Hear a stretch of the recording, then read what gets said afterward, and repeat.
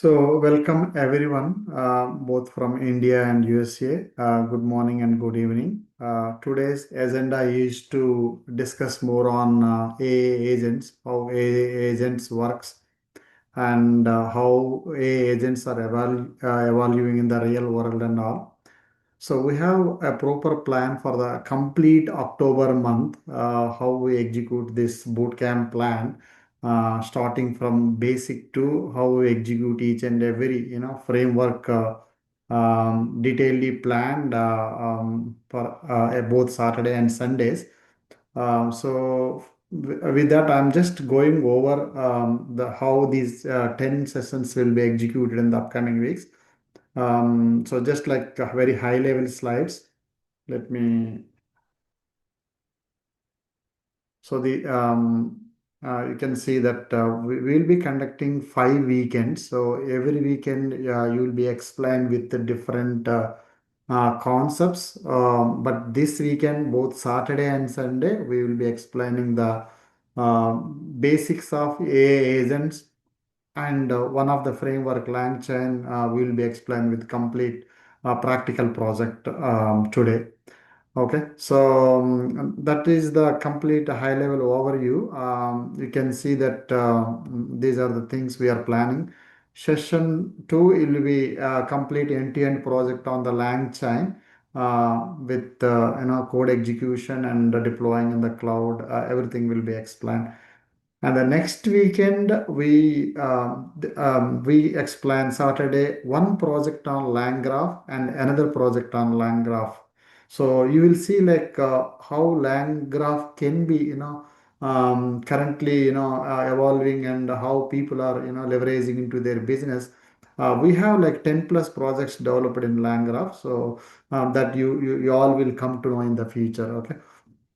So the second week will be completely on the Langraph. Third week will be no code tool. So we explained one project, how we build, app and all using Crew AI, and we also explain how the project management tools and other people are leveraging N8N tools. So there are two, three tools we'll explain both Saturday and Sunday. So we also explain.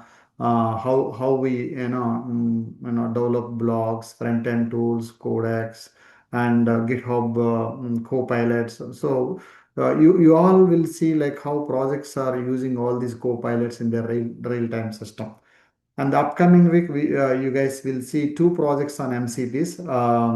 Currently, you all see, right, people are adopting their own servers and implementing their own MCPs and all. So this one weekend completely on the MCPs. Okay. And the last weekend we will explain like how front end and back end, the all these DB schemas, people are developing using prompts. There are certain tools, base 44 and bold.new and lovable. And there are like 4 hour session we explain Saturday and Sundays. And then we will explain how our framework works for the people who enroll for the course or program. So coming to our company, it is a startup. We started in last year, August, and it's been 1 year we are running. So we started with product development, and parallelly we are also running the AI training. So it has been like 1 year, and we ran 4 batches successfully, and we demoed and we conducted 400 plus hours real-time sessions across students, everything in the Zoom cloud. And we also designed 40 plus project across the frameworks and AI concepts. Everything is stored in the GitHub. So there are existing students who join, they knows it, how they are practicing. In our classes, we execute each and every framework practically and theoretically. So every weekend, like big concepts we'll be explaining on the weekends with theoretical and practical.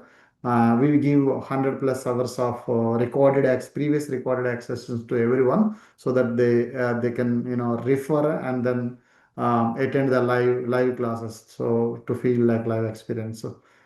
So this is pretty much about the plan of who is coming and who is teaching all these, the mentors, and the mentors will be introduced in the next class. So Today, there are two mentors taking the classes. Yes, we based in Alpharetta, Atlanta. So we also AA based company in India, Visakhapatnam.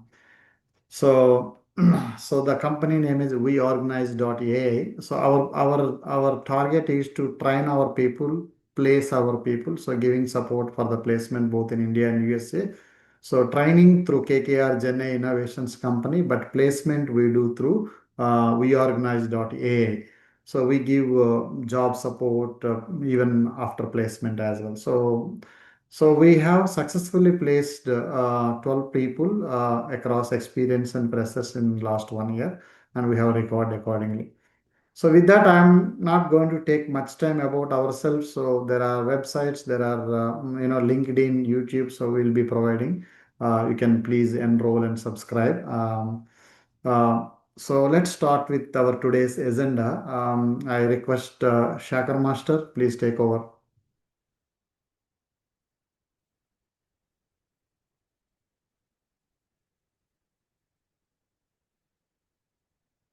Let me, Sure, sir. yeah. Okay. Mhm.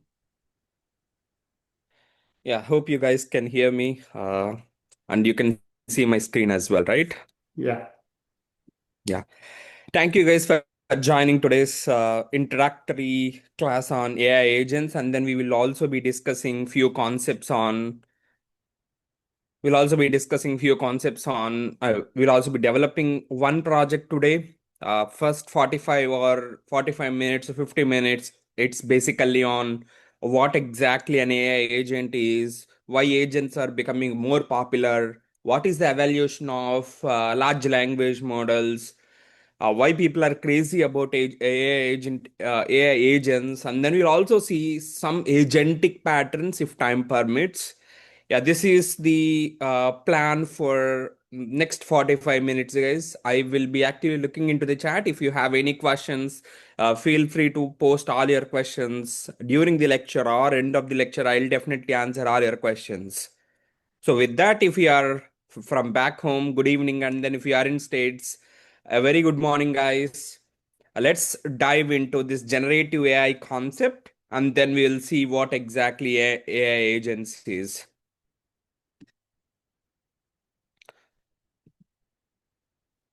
Let me share my white screen so that I kind of give you some background of why exactly and then where exactly this idea of agents has come. So back then, in 2021 or in 2022, there is a company called OpenAI, and then they have released a model called GPT-1. And yeah, that release has blown up entire AI world. Till then, people were trying to work on recurrent neural network, convolution neural network. That is their area. But due to the interaction of this GPT-1, people started recognizing what AI can do, what are the potential things of AI. And due to Chat GPT-2, Chat GPT-3, and then people started mm, getting more attracted towards LLMs, and then they started seriously looking into this LLM concepts. So as you all know, LLM is an engine. The main purpose of this inference engine is to generate the next token. So if you go to GPT and then if you ask GPT a question like, "Hey, uh, what exactly AI agent is?" Let's say this is a question that you are asking to that inference engine, which is GPT-5. Right now, the current version of GPT is GPT-5. If you go and ask GPT-5, then what this GPT-5 does is that it generates one token at a time. There is an inference engine behind. What it does is that it predicts next token. It predicts next token, and then whatever the question is, these GPT guys has trained so much of information to these LLMs. So LLMs are way more capable, and then they are kind of answers whatever the questions that it is trained on. Not only questions, you can ask anything to GPT. By now, you know the capabilities of LLMs. I'm not going into that. But yeah, so a large language model is an inference engine. The main purpose of this inference engine or autoregressive models, they are also called as autoregressive models. The main purpose of this LLMs is LLMs are very good at understanding user sentiments or user questions and then try to answer the question by one word at a time or one token at a time. So if you ask any question, you see answer is not populated at once. It populates one token at a time.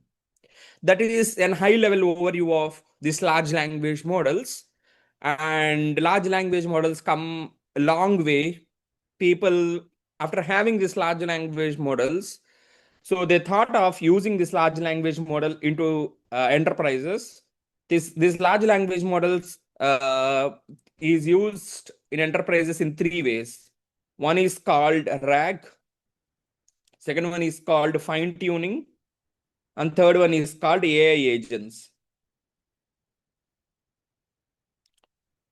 So in these three areas, people do use large language models, and then people try to integrate large language models into enterprise applications.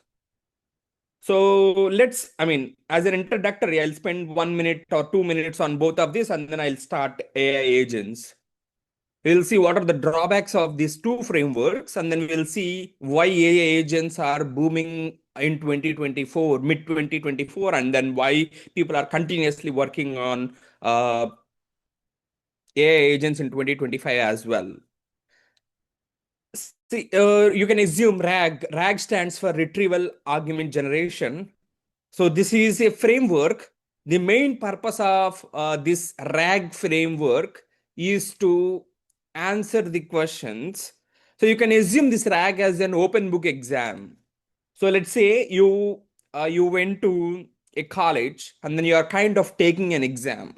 How do you take exam is how you take open book exam is you have a question paper, you have set of questions, and then you kind of take the textbook because it is an open book exam. You can take your own materials. So once you get any question in the exam, you kind of take that question, you kind of take the textbook, you kind of look into the textbook, and then what you kind of do is you kind of look where exactly the answer is. Okay. And after looking into the reference where exactly, let's say the question is on transformer or the question is on self attention, so you'll go into the textbook, you'll see where exactly self attention is there. You'll bring that uh, information on how to solve this problem, how to solve attention problem. So once after getting the relevant information from that open book, from the textbook, you kind of answer this question, right? You kind of answer the question on how to solve the self-attention problem.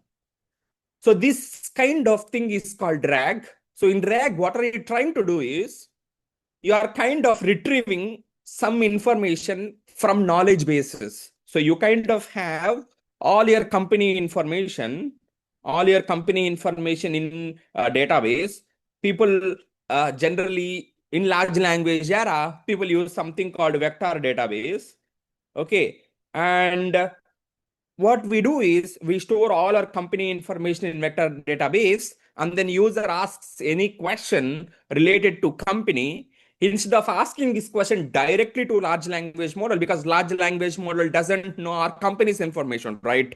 Large language models doesn't know uh, right now I'm working in John's MetLife. Previously, I worked at Johnson and Johnson. So that proprietary information, whatever companies are having, that information is not fed to LLMs, right? LLMs are trained on public information. So what we do is we store this information into vector databases, and then if user asks any question related to our company, I generally route that question to vector database, get the relevant information for that question, whatever user is asking. Let's say, hey, I just want to ask what is the insured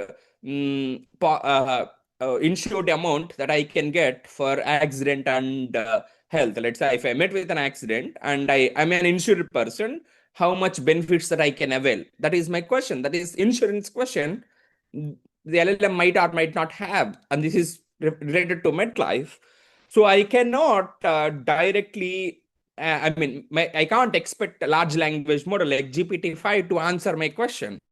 Now, what I'm doing is I'm kind of implementing a RAG system. RAG stands for Retrieval Argument Generation, where I'm kind of storing my information in knowledge base. So this is called knowledge base. This vector database is called knowledge base. I'm asking my question to knowledge base. I'm getting the some reference for that question.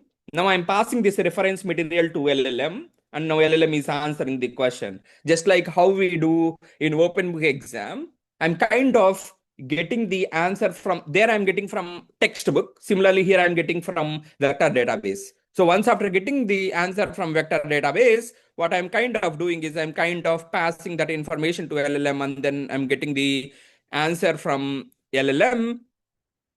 I'm just passing that information to LLM, and then LLM is answering the question. Okay. Now let's talk more about fine tuning. So what exactly fine tuning, guys? So in whenever I'm talking about vector databases, my large language model. So let's ask this question. You went to an exam, you took open book exam. Are you learning anything? No, right? So simply you are kind of looking into the question, looking into the book, getting the reference answer, and then answering the question. Your brain is not rewiring whatever the relevant information you have. That is not enhanced with this RAG approach. That is the drawback. And with the help of fine tuning is nothing but rewiring your LLM brain, just like closed book exam. Let's say you are going to closed book exam for your university or for your college. Then what do? If it is closed book exam, the day before or day before, let's say the 7 days before the exam, you kind of read everything. You kind of store all those information into your neurons, into your brain, and then you go to exam. You take the exam, which means you are kind of learning on fly. Which means your brain is rewiring according to the textbook data. Similarly, what we are trying to do is we are kind of taking the base models like GPT-5, all these large language models, and then what you kind of do is you kind of change the parameters, or you kind of rewire LLM's weights so that it is very good at our own proprietary data. Okay, so this RAG or this fine tuning are the two techniques which are used at enterprises to build the applications. So you with the RAG, you kind of build chatbots, or you kind of build any AI applications which involves retrieving the company's information from knowledge bases. When you use fine tuning, is there is a place where, let's say, if you want your LLM to create a corporate brain, let's say if you want to create a corporate brain for MetLife, then you kind of use fine tuning. So with that, I don't want to spend much time on these two frameworks. Let's talk about AI agents. What exactly AI agents is? So an AI agent is a powerful, you can think of a powerful entity. The main purpose of this powerful entity is to give it's just like to make things automated. Let's say if there are any repetitive tasks, you can create that automation with the help of agents. So you kind of argue with me saying that, hey, Shekhar, there is something called a robot automate RPA. RPA is a kind of an automation thing, right? Where you kind of send repetitive emails, or you kind of do that automation, right? So what is the difference between RPA automation versus AI automation? So simply, the thing is different. We kind of do the same automation in both the cases with the help of RPA or with the help of AI agents. You kind of, whatever the repetitive tasks are, you kind of automate that with the help of AI agents as well. But the question comes here, a question lies here. The difference lies here. What is the difference is, with the help of robot process automation, RPA, what you do is you don't have any intelligent system in place. It is just like a normal flow. Hey, first we'll get the user mail. I will kind of read that mail, and then I'll have a static email. I'll send that static email to the user. I'll not understand user sentiments here. Instead, with the help of RPA, what I'll do is I'll have a specific template in place where I'll send the template to every user. So we are not having that intelligent system in place where it is not taking any decision.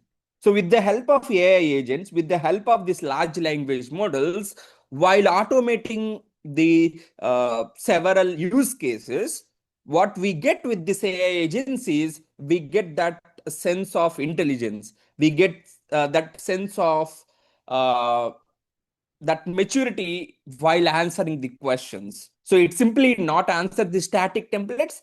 It can sometimes take the decisions on fly based on the user query, and then it can send the response. Okay. So with that, I mean, let's also talk about what exactly LLM tool. I mean, what exactly agent consists of.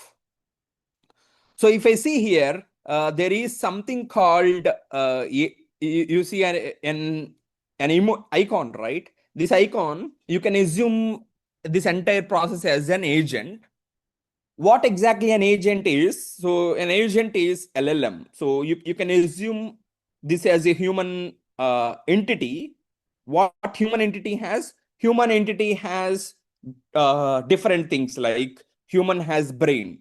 So if I ask you to do some task like, hey, can you come up with a startup idea that generates $1 million revenue for every year? So this is the problem statement that I have given to you. As a human, what do you do, guys? What do you do?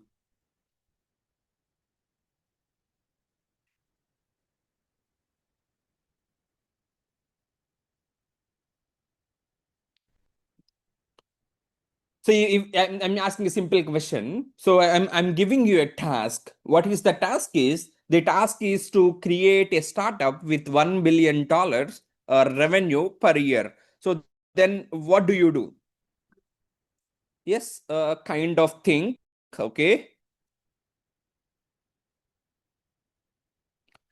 And then mainly, instead of let me clear this, it's not only about count think, guys. I mean, yeah, we as a human, yes, there is a nice questions, nice answers coming up, guys. Yeah, identify ways how to do it, and then what areas we have to do, plan, Google and find, excellent research. Yeah, there are very good answers, guys. Thank you for that. So what are we trying to do is, if you know, if your brain knows different ideas, then you kind of formulate all those ideas into a paper, and then you kind of come up with the answer, right? You kind of have, hey, my client is asking me for building a startup. So to build this startup with 1 million revenue, I need to have these departments, these departments will get me this much amount. So you kind of have all those planned, right? So if your brain knows that, if your brain has different ideas, so if your brain doesn't have ideas, what we do is, as people mentioned, we will look into the Google, we will do research, we will explore several different businesses, and then what we kind of do is we kind of come up with the plan, right? Similarly, here what we are doing is we are having an LLM. LLM is just an entity which doesn't have uh, interaction with the real world. Okay, all the large language models like GPT, Gemini, or Google and sorry, Anthropic. So there are different models, right? So they don't have access to real world, which means they are trained on so much of information. They know what they know. Similarly, how our human brains are, we know what we know, right? Similarly, AI agents or LLMs know what they know. So let's say they are trained on, let's say if they are trained on November 2023 information, they know only till 2023. So there are so many contemporary issues that are happening in and around the world, right? If the agent want to know all those information, sorry, if LLM want to know all those information, just like how our human brain is trained. So if I don't know anything, what do? I use external resources, right? If I don't know the startup ideas, I'm going into Google and I'm searching for startup ideas, or I'm searching for I'm asking different people who knows different startup ideas, right? Similarly, if LLM doesn't know how to answer that question, if user is asking question like hey, can you give me some information on so and so? I mean, let's say LLM, which LLM doesn't know. In those cases, what do we do is we will attach these large language models with something called tools. What do I mean by tool is we are giving an LLM, so you can assume LLM plus tools is, I mean, LLM plus tools. Tools is nothing but if LLM doesn't know how to answer that question, so we are kind of giving the help of tools where LLM can go search that question in the internet, get the information from the internet, and then answer the user question. I'm asking a question like, hey, can you give me why US government has shut down? So this is my question, which is contemporary thing that is going on. So to answer this question, LLM might doesn't know this answer, right? Because government shutdown happened 3 days back. So for this kind of questions, what I am doing is for this LLM, for this GPT-5, I'm kind of giving something called tools, which means Google search tool, where LLM go take this question on why US government has shut down, take this question, search this question in the internet. It can use Google search, or it can use DuckDuck search, or it can use any browser, and then get the information from there, and then answer the user question accordingly. I can't say I don't know always, right? So in order to overcome that problem, so what we are kind of doing is I'm kind of giving LLM with so much of sophisticated tools so that this LLM becomes more and more powerful. And for this LLM, so you can assume LLM as how human, in the human LLM, brain is the LLM, right? So brain takes all the actions. Similarly, in the agent, LLM is the brain, guys. Okay, and then if brain doesn't know the answer, what it do? It will go search in the just like how human go and search in the Google, LLM go search in the tools. Okay, we are given with so many tools like weather API tool, or let's say you are asking about new video from so and so. Then it will go search in the YouTube tool and then get the information from YouTube tool. Or if you want some information from Wikipedia, so now age, if you ask your LLM to do that, LLM go get the information from the Wikipedia and then it solves the tasks. Okay, so now LLM has some limitations. If LLM doesn't know any answer, now what we are doing is we are kind of adding the tools where LLM can go search in the tool, get the information if LLM doesn't know that information. Okay. Now let's see what are the aspects. There are two more aspects in agents, guys. One is called memory. Second one is called planning. So if you are given some task for LLM, and then you ask LLM to do the task. So if you ask, hey, can you send me the amount? Can you do phone pay amount from my account to Ganesh accounts? Let's say I have a friend called Ganesh where I'm asking my agent to do the task, and then this agent is given with access to phone pay. Okay, it can do that task, but this task involves some more complexity, right? First, what it has to do is it has to look who is the sender bank, who is the receiver bank, whether the sender has sufficient funds or not. whether the receiver's bank is active or not, whether, so it has to check for all these things, right, before it performs any task, just like how human does. So we break the complex problem into smaller problems, and then we kind of achieve the smaller problems to achieve the bigger problem, right? However human does this thing similarly, we kind of have we are kind of giving this planning thing to the agents, so that agents also plan according to the goal, or plan according to the user tasks. Okay, so planning is very crucial thing, guys. If you are solving bigger enterprise applications, there are different planning techniques. One is chain of thought. There is tree of thought. So you can give this technique so that agent, before it answers any question, it kind of breaks the problem into small things, and then it kind of achieves small things to achieve the bigger goal. And then there is something called memory, guys. So memory is, you can assume memory, let's say agent is doing 10 tasks. Okay, if it is in fifth task, so if it want to refer to the fourth task's information, so we kind of store all the tasks information inside the short-term memory, so that LLM can go and refer to that memory, what it is performed. Let's say if there are four tasks, if two tasks are completed, we kind of store all those two tasks information inside the memory, and whenever it is performing third task, it might refer to that short term memory. The short term memory is also called I mean, we kind of use conversation buffers, or we kind of use any data structures to store what's happening within the agent execution. So to summarize, what exactly an agent is LLM plus tools plus planning plus memory. So if you have all these things into place, then you can call an LLM as an agent.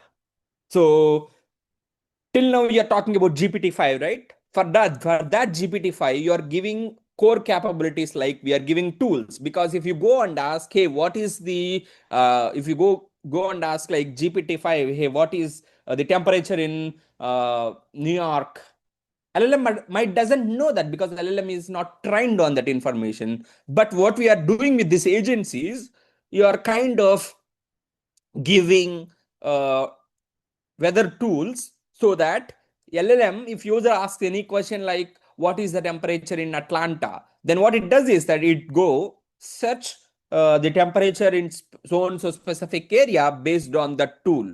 So the LLM is becoming more powerful by adding these tools. Okay, so LLM plus tools plus memory plus planning. So if there is any complex tasks involved, you kind of ask LLM to break the problem into small steps, and then solve the problem according to the how complex the situation is. So planning is crucial thing. So we kind of do this planning with the help of prompting, and yeah, memory, you kind of have short term memory, you kind of have long term memory as well. If there is new information, you can attach vector database as the tool as well, or vector database, you can have uh, sequential SQL databases, relational databases, no relational databases as the memory as well. Okay, so with that, this is a very a short intro of what exactly an LLM, guys.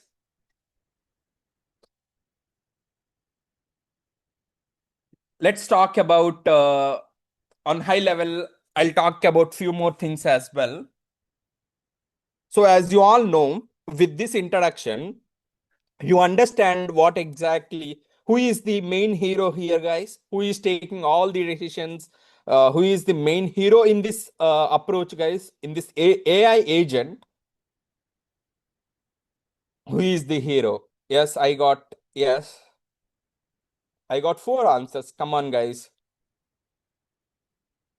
In the AI agent, who is the main hero? Yes, Yes, thank you guys. You guys answers correctly. The answer is LLM, right? So LLM is the hero where that hero is taking all the decisions. So these are kind of add-ons, right? So because LLM, our brain also doesn't know anything, right? We are kind of learning every day. So after if you don't know anything, you just go into Google, get the information. Just like that, for agents, for LLMs, we are kind of giving tools, we are kind of giving memory, and then you are kind of giving planning. Okay, so with that, let's see how to we'll see a bit more details of that. So as I said, agent's brain is LLM. That LLM, you can think of it like a human brain. If your brain is removed, you are out of the game, right? So brain is very important. Brain is the one, it reacts to the things that are going in the real world, right? And then planning capabilities. With respect to planning capabilities, whenever we are implementing the agents, this is not mandatory thing, but if you give this things, I mean, if you give this planning capabilities, if there are some complex tasks, agent will do that very smoothly. Let's say if there is a task of sending an email based on an event. Let's say I want to book a room. In order to book a room, in order to book a conference room, what I need to do is I need to send an email to I need to send an email to my manager, the floor manager. If floor manager accepts, then what I need to do is I need to send an email to the floor manager, or I need to book an slot, uh, an email calendar invite. Let's say this is the thing, guys. What I need to do is first I need to send an email to I need to book a conference room in MetLife. What I'm kind of doing is, in order to book a conference room, first I need to send an email to my floor manager asking for whether it is available or not. If it is available, what I need to do is I need to I need to he will send an email saying that your request for that conference room is booked. Then I got the confirmation from the I'll get yes or no. If I get yes, what I need to do is I need to schedule a Google Calendar invite with all those people who are attending. Okay. And yeah, if it is no, I don't need to do anything. Okay.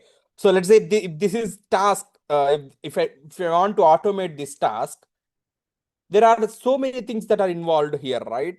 I need to my I need to give time. I need to give date. I need to give duration. Date would be today's date, October 4. At 2 o'clock, I need this meeting for 1 hour. So this is the static one. Remaining thing, I mean, this is the dynamic one. Remaining all the things are static things, right? So I can build an agent where it takes this input like date, time, and duration, and then send a mail to floor manager asking for a request. If he sends yes, then my agent will automatically look into the Google Calendar and then book the calendar invite for so and so specific date. So you kind of automate all these things with the help of AI agents, guys.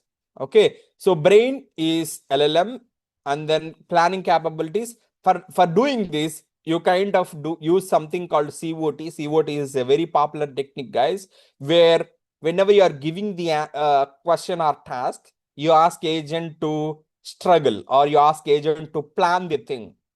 So let's say if uh, you are asking LLM to think step by step. Let's say if there is a bigger problem, so we are asking LLM to break the bigger problem into small problems. After breaking them into small problems, and then you're asking LLM to solve small problem, not to achieve bigger problems. So you kind of give this techniques, and then as I said, memory, with respect to memory, we have two types of memories. One is called short-term memory, second one is called long-term memory. Anyhow, we'll talk about that in detail whenever we are implementing the stuff. And the tools, as I said, we can integrate different tools like web search tool, If LLM doesn't know anything, it can go get the information from Google. If it there are so many tools, guys. You can go get search. Let's say I'm saying LangChain tools. So if you see, these are such tools where these are helping you to go. There is something called Google search tool where you can go search the question. You are giving LLM the GPT-5 with this Google search tool. We are kind of binding them so that LLM doesn't know the any question. It will go search in the internet, search in the Google, get the information, send this to LLM so that LLM will answer the user question. And then similarly, we do have different tools like code interpreter tools, productivity tools like GitHub, Gmail. All these are the tools where you can integrate these tools with uh, LLMs, guys. So with that, I mean, this is very short intro, guys. To build these AI agents, we have different frameworks. One such framework is LangGraph. Second one is Crew AI. Third one is AutoGen. There are no code tools like N8N. These are the different tools where you can build these agents, guys. Okay, so you can build multi-agent system. So I'm talking about one agent, right? Till now I'm talking about an agent. So you can assume agent as LLM plus tools. Plus, if you want, you can add memory. Memory is an optional thing, but if you want, you can add memory, or if you want to, you can, if task involves complex thing, you can add planning as well. So this is one agent. Similarly, you can have multiple agents, and with this Crew AI, with this Lang graph, what do you do is you build multi-agent systems, and then you see how to orchestrate them, how this communication between different agents happens. So we will see all this orchestration. Any questions on till now, guys, before I hand over it to Venkatesh sir? Any questions on what is the difference between AI agent and agentic AI? Nice question, Imran. The difference is AI agent is singular, so you'll have one agent. Agentic AI is a group of agents where they are solving one task. Okay, so you can assume AI agent as singular entity, agentic AI as group of entities, or multi-agent framework.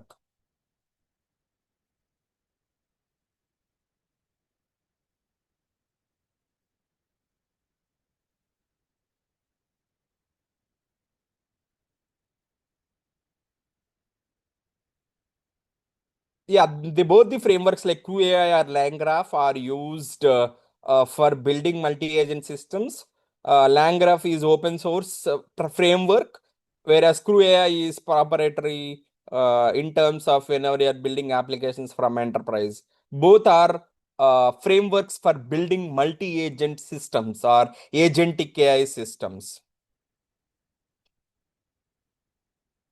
Okay, if I have any questions, I'll take it at the end. Over to you, sir, Venkatesh sir. Thanks, Shikhar. Thanks for this nice session. For the beginners who wanted to, adapt the Gen AI technologies, let me share my screen quickly and we can start the session.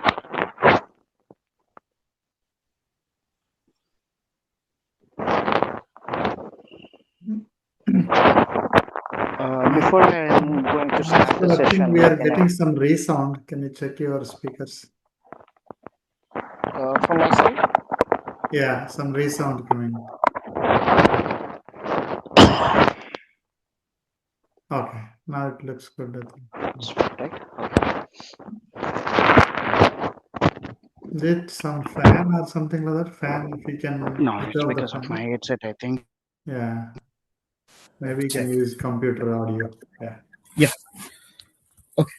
So before we start the session, and I just wanted to introduce about why we started the boot camp, and so the behind of the boot camp intentions and everything. Just wanted to update you for 2 minutes quickly. See, we started in the last year December, and we have successfully completed 4 batches, and it's like what's like at the beginning of the AI journey, and the people who are already in industry, but with the different technologies, like I mentioned, like in Java, PHP, or like who are into the software test engineers or network engineer, like who are already in industry, so they wanted to upgrade themselves to be stabilized and to be as for the market level. Many of the people, they have started with us like in a understanding of the program, and where they have seen the real time the project use cases and how to implement an end-to-end approach. So it's all about like it's not only the learning. We are looking at the moreover into the hands-on experience. So even like each and every framework will be designed for at least more than 3 projects, like with the different industry use case, thinking about like in a healthcare, finance, banking, or semiconductor industry, or like logistic industry. So it's all about with the different industry, and with the different use cases as well.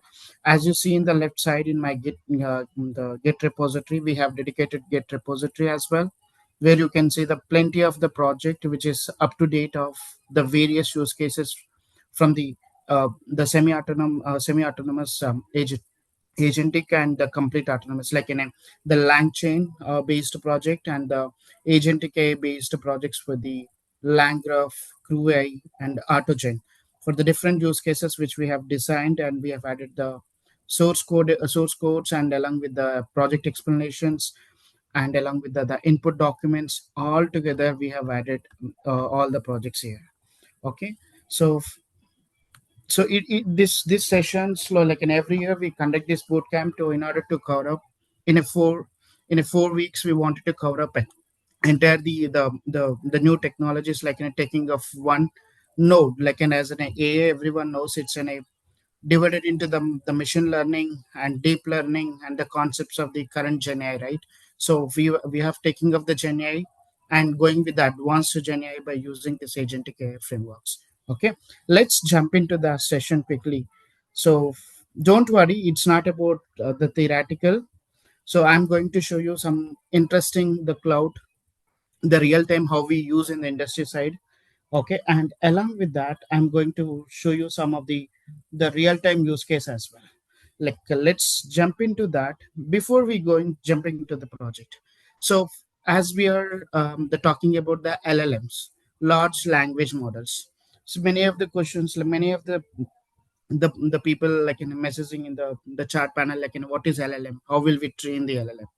See, just we'll go back to the the ML level technology, like in 10 years ago or 20 years ago, how we do, where we will create the models by with the help of like by collecting the historical data, where we have this historical data which is evaluated by the subject matter experts, like if I'm saying that this house will be sold by this month, okay, or in the month of July, and this particular house will be sold by the August. So these particular labels has been provided by the subject matter experts based on the information.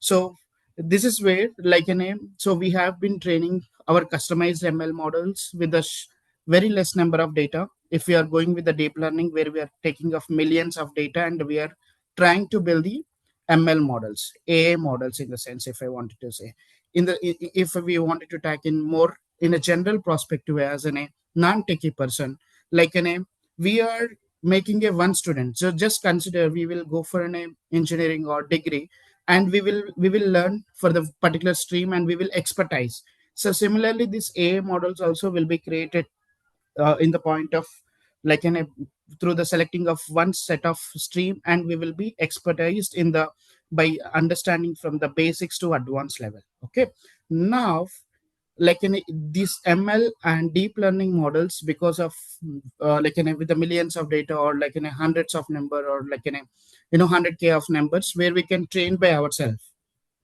So imagine now you wanted to do with billions of data. I'm talking about the billions of data. It's not possible for any organization, right? They won't be have such a huge computation systems as well. The hardware system, it won't be available for any organization. There are like in a very less organization, like Nvidia, Amazon, or Google, or like Intel. So there are very less number of companies, they might have their the set of or the hardware components. But what if case if there is in a middle level company, or if it is in a small level industry, so they won't be having such a bigger the setup, right? So now this is where the larger companies like an Amazon, Google, or OpenAI, or like an Microsoft, these people are developing the LLM models. Like, and as you see, these are the various companies which they are setting up the larger hardware setup, and they are training the LLM models with the billions of data. So these data will be either Wikipedia, either through the SharePoint, either through collecting the from the search engine like in a Google, Bingy, YouTube. So it's in a kind of across all the data with the different channels, different channel it is collecting the information, and they are training the models like in how we do in the ML and DL. The similarly they are doing with the self attention mechanism, okay, using the transformer based approach. But it's all about like in a using the millions of data.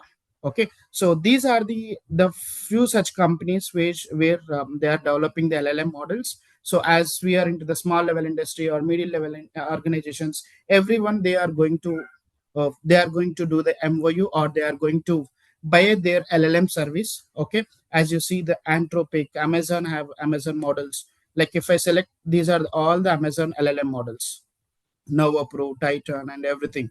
If I go with the Anthropic, Anthropic is also one.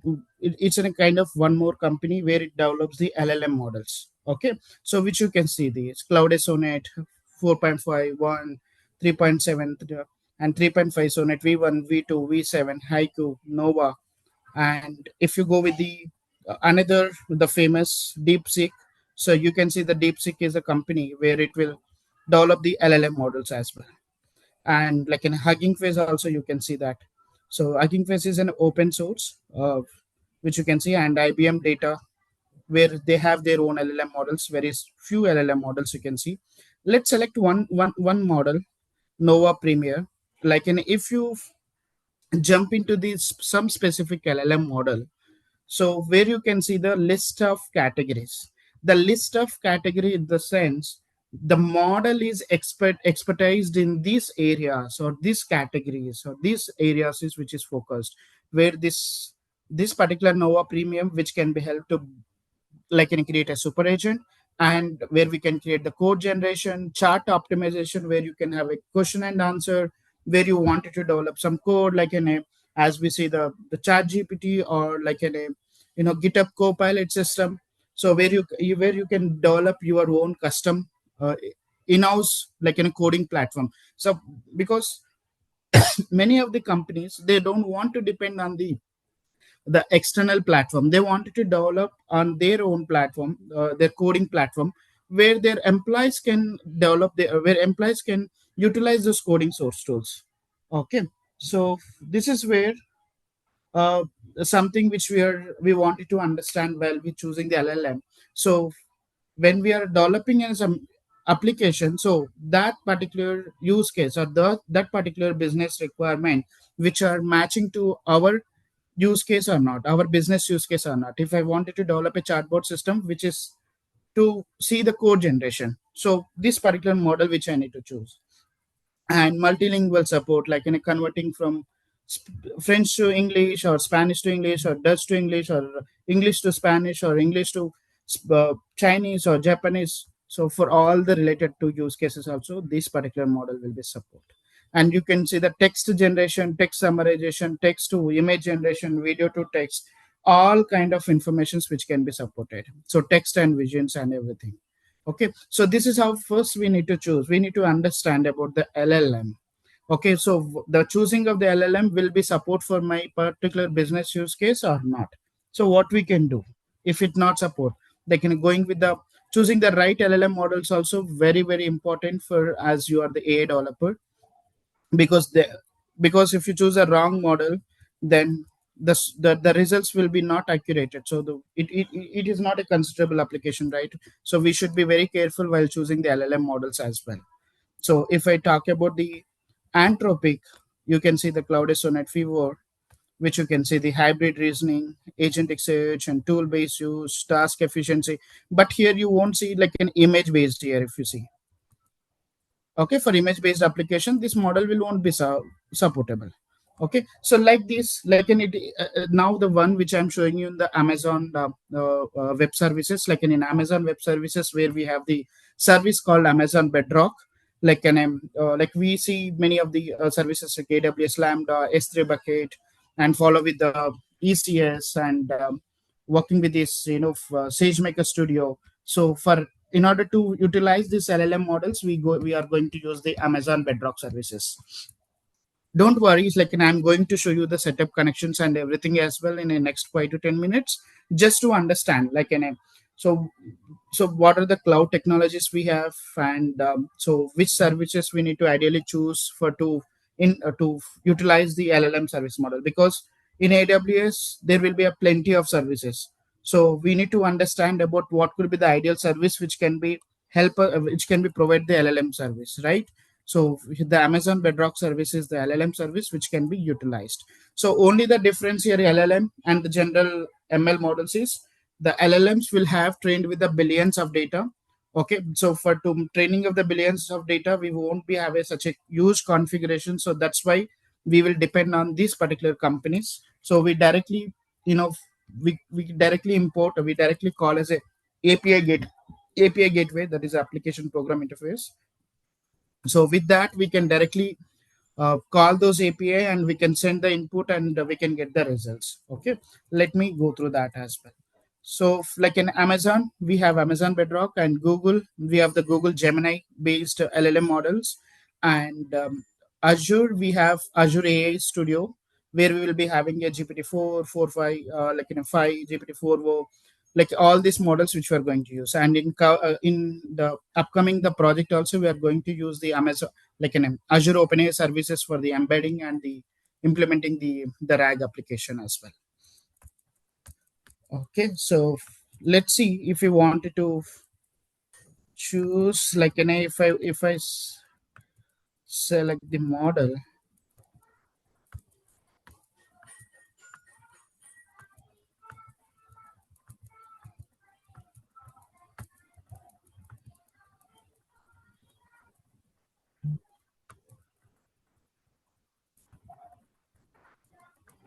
So this is the playground, we can say that inbuilt playground. So if I like, and it's a general chatbot system. See, you can ask and you can interact. So similarly, like in this is of LLM.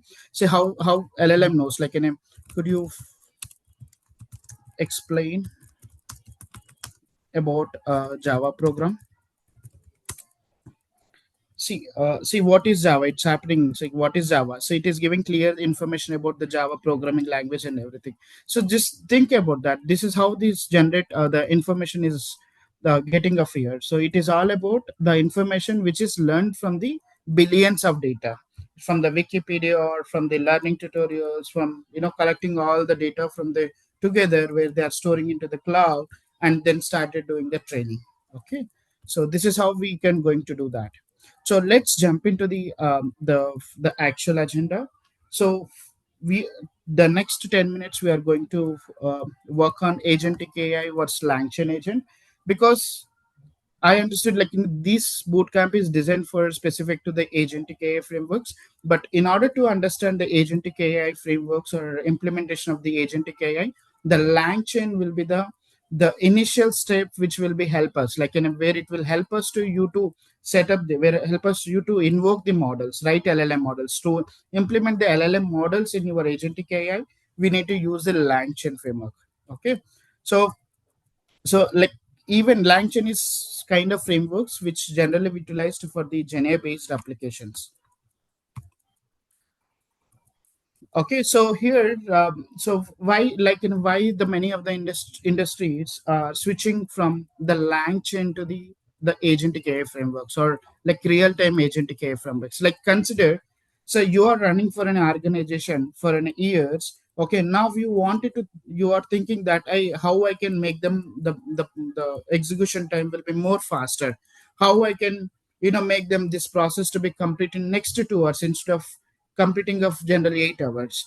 Just think about that. So we will identify that like in these particular 8 hours is distributed from these particular four categories or in the four chambers, where these particular chambers are consuming every 1 hour or 2 hours or 3 hours of the time interval. Then if I implement these chambers to be automated, everything the process should be automated, then because this particular chamber will be utilizing by the one specific resource and the resource B and the resource C, each and every person will be utilizing by the human reviewer.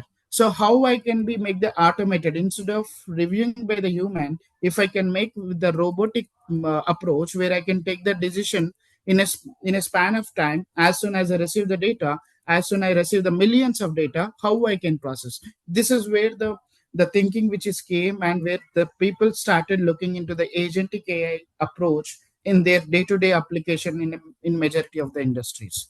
Okay, so LangChain is kind of semi-automated the system where you can do some set of process with the AI platform, but again you need to be spent the humans, so which need to be reviewed by the humans or which need to be validated, and the process should be connected with the other the application. So which is not a systemized approach, so it is in a completely semi-supervised approach which I wanted to see.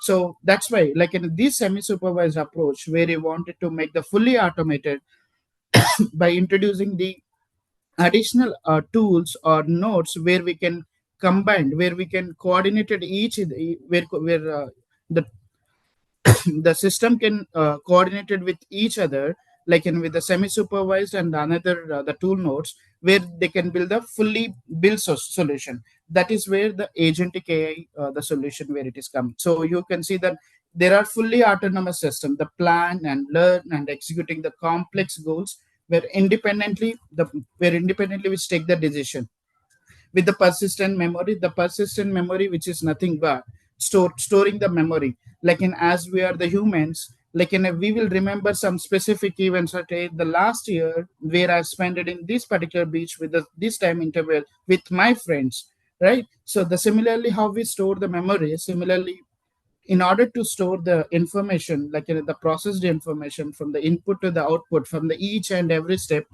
for the each and every step of the output will be processed to the input to the second agent. So it's like in a storing of the previous output will processing to the next agent input, like then all together we'll combine together and we'll make a final response answer. That's where the persistent memory will help you. So we are going to talk the more insights about the what are the different memory managements we have, how to implement, and everything which we are going to learn on the upcoming session as well in the coming Saturday, where I'm going to show you full page lang graph implementation with this setting of the memory and everything. Okay, so now if I talk about the lang chain, because the lang chain is a basic part, right? First, we need to understand about how to implement the semi-supervised approach at least. So, so because to implement the semi-supervised approach, where we need the framework called the lang chain, which will be having the cache. Cache means which is we call as a temporary memory and inbuilt tools and memory models, and with a completely developer controller. Means this the langchain agents can be developed in the completely dependent on the developer level. Like in the developer wanted to develop a like in this particular functionality where it need to retrieve the data from this particular resource. So in the sense of the particular resource place like in a S3 bucket, you can see. So the developer will set off a program where it will fetch the data and it will process the information and it will provide the results. So this is where the developer will do that. So this will be controlled by the langchain framework. So what could be the output which can be delivered? So those are the kind of function level which can be designed here, or else you can simply think about that of creating a mathematical solution for whenever we give some set of examples. So it should be calculated various statistical operation like mean, median, mode, and with the weighted mean, and if you want like going with the standard deviation and adding of all the mathematical application which you wanted to bring. So the developer will develop the some set of function where the langchain will be assigned to that, and based on those results and questions it will provide the response to the user. And so that's where the LangChain will work, the step by step. And if we talk about the agentic AI, so it's like an, as Shekhar mentioned, like an, it's all about goal oriented. It's not like an, you are replicating the set of team. Like, and if you consider you are working for an organization, the organization, the structure will be where having a product owner and follow with the team leader and follow with the set of software engineers like an, and the testing engineer, right? And will be the scrum master. So consider with this the approach, the structure. Similarly, we are replicating with the agentic AI. So where you will be having the product owner that we call as a supervisor. Okay.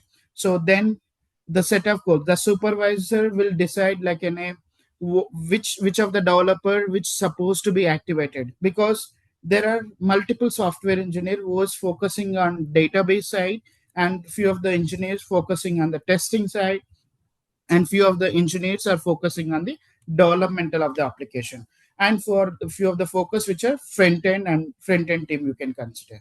Now imagine there are four set of teams. Okay, now based on the task, based on the business requirement, the system should be automatically identified the specific developer group, and it should be start assigning the task. Once the developer completed the process, then it will be then it will be fall back to the other node that is called the testing team. So it is completely automated by step process which is supposed to be worked on.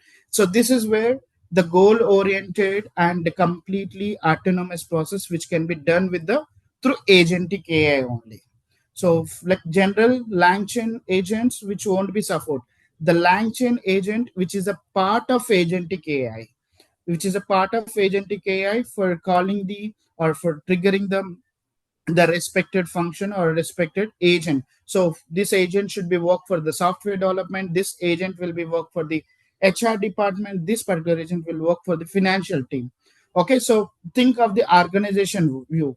So the agentic will focus which of the department will be the right which of the department will be the right thing which I need to be send of this particular query. If the someone is asking the question, so the based on the question, it should identify the department, then follow with the assigning the question to the right department, then getting the answer is very important. So if it is assigned to the incorrect department, then just think that it takes time to understand this question. Oh, this question is not to the this department, it should be redirected to this particular department. So it's all about like an, these agents will be having a each and every department having agents. So the super agent will be decided which department agent should be activated and to get the solution to be done. So it is all about the automated which can be done with the agentic AI. So as I mentioned, the multiple departments is we call as a multiple agent. So when you are designing the application for single department, we call as a single agent. Okay, so when you are developing the application for multiple department, you can call as a multiple agent system, because each department will have their own set of team, their own set of like an approaches, and then own set of their problems and they solve, right? Software team that doesn't know about the HR team what they do like in hiring and working of the various other activities. So each agent will be the different, right? So that's we call as a multi-agent collaboration. If XYZ, like in a KKR Gen AI itself, like KKR Gen AI is an organization where KKR Gen AI will be having a multiple verticals with the financial and the IT team and the marketing team and the HR team. So if like I'm the new user, if I'm talking to the KKR Gen I, so related to the how HR team will work, or like what could be the ideal, the skills which is required me to join in the HR department. So then based on the HR department requirements and everything, so HR department will activate the agent and it will retrieve the relevant information and it will provide the solution to us. So that is about the multi-agent collaboration. So if we talk about the just to see the comparison with the agentic AI and the LangChain, it's like LangChain is completely semi-autonomous and the agentic AI approach is complete fully autonomous, which is self-directed where no one has to be where see, like in a human intervention is not required, where someone has to review this approach or someone has to take up this decision. There is nothing is required in the agentic, where everything will be automated, step by step process will be taken, and it will take up the decision. Even if you think of that, if you're considering that you are an insurance agent, so where you will be developing agentic AI for insurance agent claim. This is one of the project which I'm going to show you in the upcoming Saturday. So like an agent will decide whether this particular the applied claim amount, which will be the it will be the right amount, will whether the user uh, will be claiming the right amount for this right disease or not. So what was the amount he could be eligible, all this information can be decided with the agentic AI. So which will take up, okay, if this particular person or this particular patient is not using of this information, so is not falling under this particular medical coding, so then he will come back with the query, so saying that you will be the claim which you raised, this is not for the actual claim code based on the like in a health card which you have taken and everything, the policy which is not coming to this one. If you want, you need to be taken off, or it will comes under this particular medical condition, and you can reapply for that. So you will be eligible for this certain amount based on the locality, based on the like in the hospital and everything, which will be decided. Okay. And if you see the learning capability as well, it is a very limited through the Langchain LLM, because it is single LLM, right, which only will focus for one approach. So agentic AI is completely uh, up to date. Day to day updates will be happens, like in it's like in a continuation learning, and new tools or new things which can be integrated based on the market strategies and the task complete complexity. So it is agent is like in a one way of interaction, which I can say that, which we have a specific set of goals. So there is nothing like, and if I ask some other question, so Langchain agent will won't work.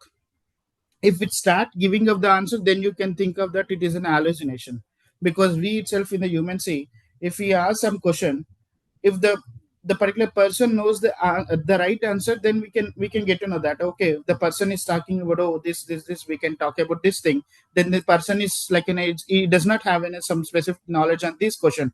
So this is where we can decide in the interview process as well, right, when we're asking some questions. So that's about like any complex and task complexity and the memory. So it's in a very short term memory. I'll just lump term and short term memory means, just consider you're asking the agent like in the chat bar for like in a first you started the query with, I want to book a flight for Atlanta in the next Monday. So then bot will start respond, okay, which flight, which the flight you are looking on that. So then user will respond the answer, then bot will start responding that. So in a short term memory means, consider if there is only, it can capture last 5 user questions or last 5 sessions. Okay, it won't capture the entire history. After I close that, if I come back and if I try to open the chart history, it won't be stored the entire chart information. That's we call as a short term. Only the last 5 the user queries and the response it we can be remember. If I wanted to have a complete picture of the user information, it won't be presented in the LangChain. But in the agentic AI, you can get with the completely information with the persistent and long term memory as well.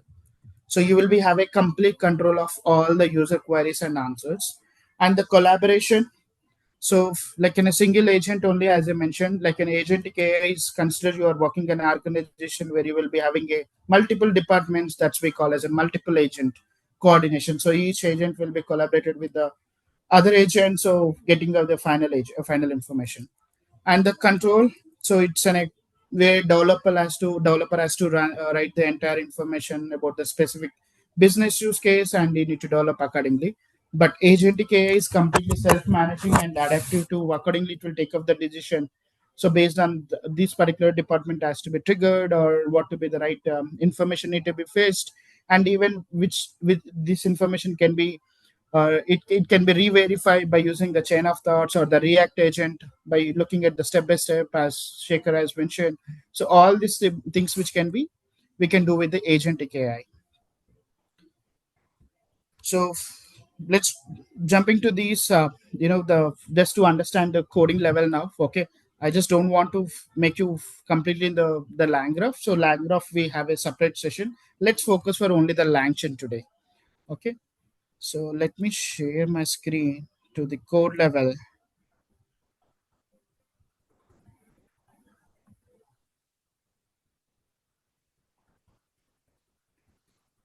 Okay. So let's understand about the business concept. Okay.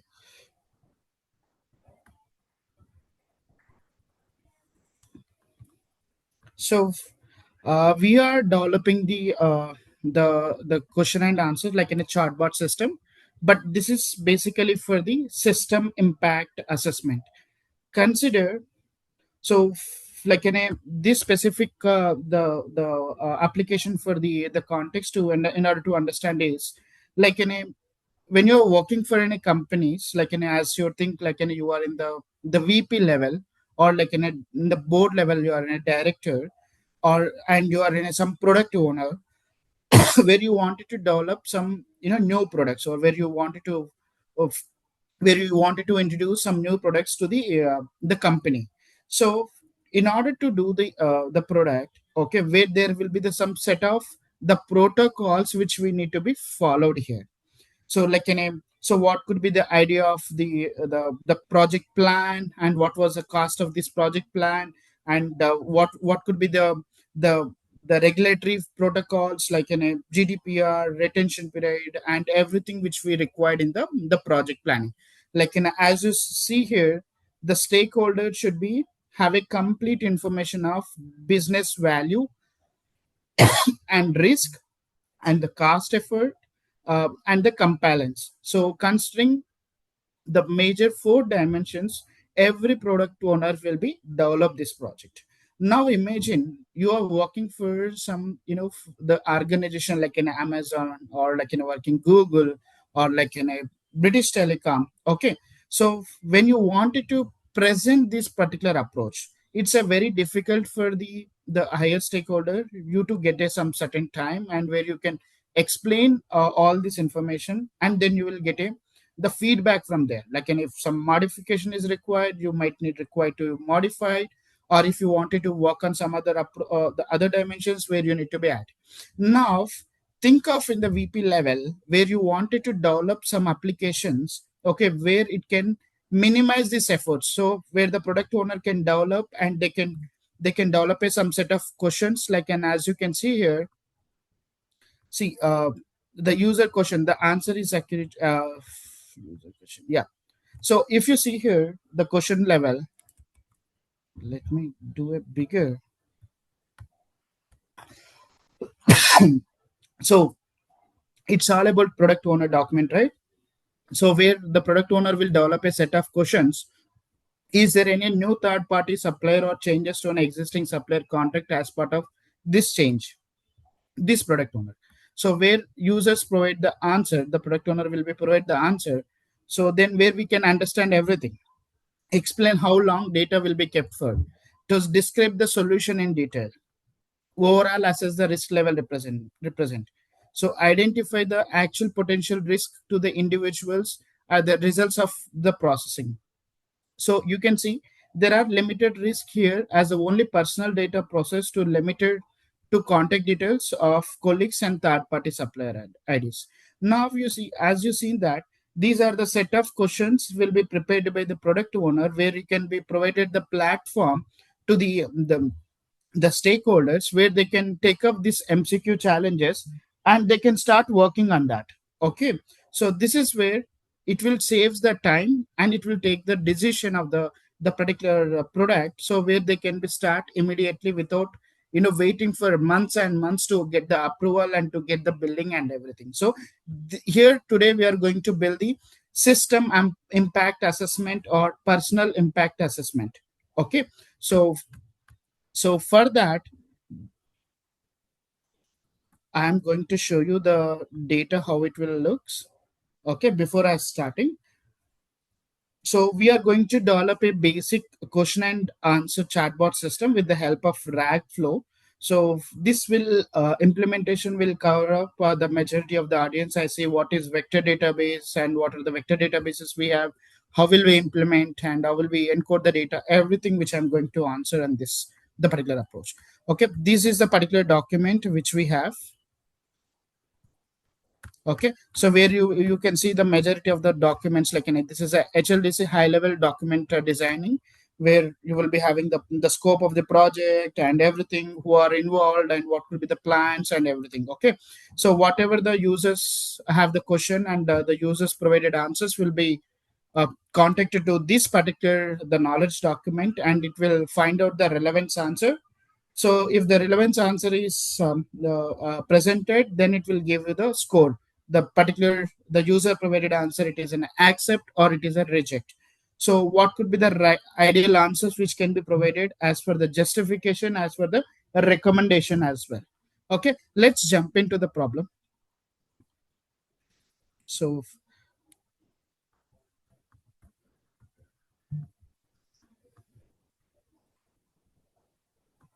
okay. So in order to do this, okay, first what we do, as we see the RAG is stands for retriever augment generation, where there are two components, retriever and the generator. So retriever, what it do, it will retrieve the user relevant answers from the provided contextual information. So for example, okay, so where you will be having the design document as I show you, right? So the design document will be utilized for the user retrieved information. Hi Teja, I won't take much time. Don't worry. Like, and I will keep this session for next 20 minutes and we can wrap up.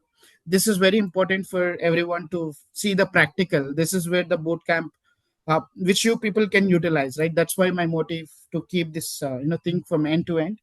So nothing to worry. I won't take you much time. Sure, Tejan, don't worry. You can plan. No issue. Let me go through this.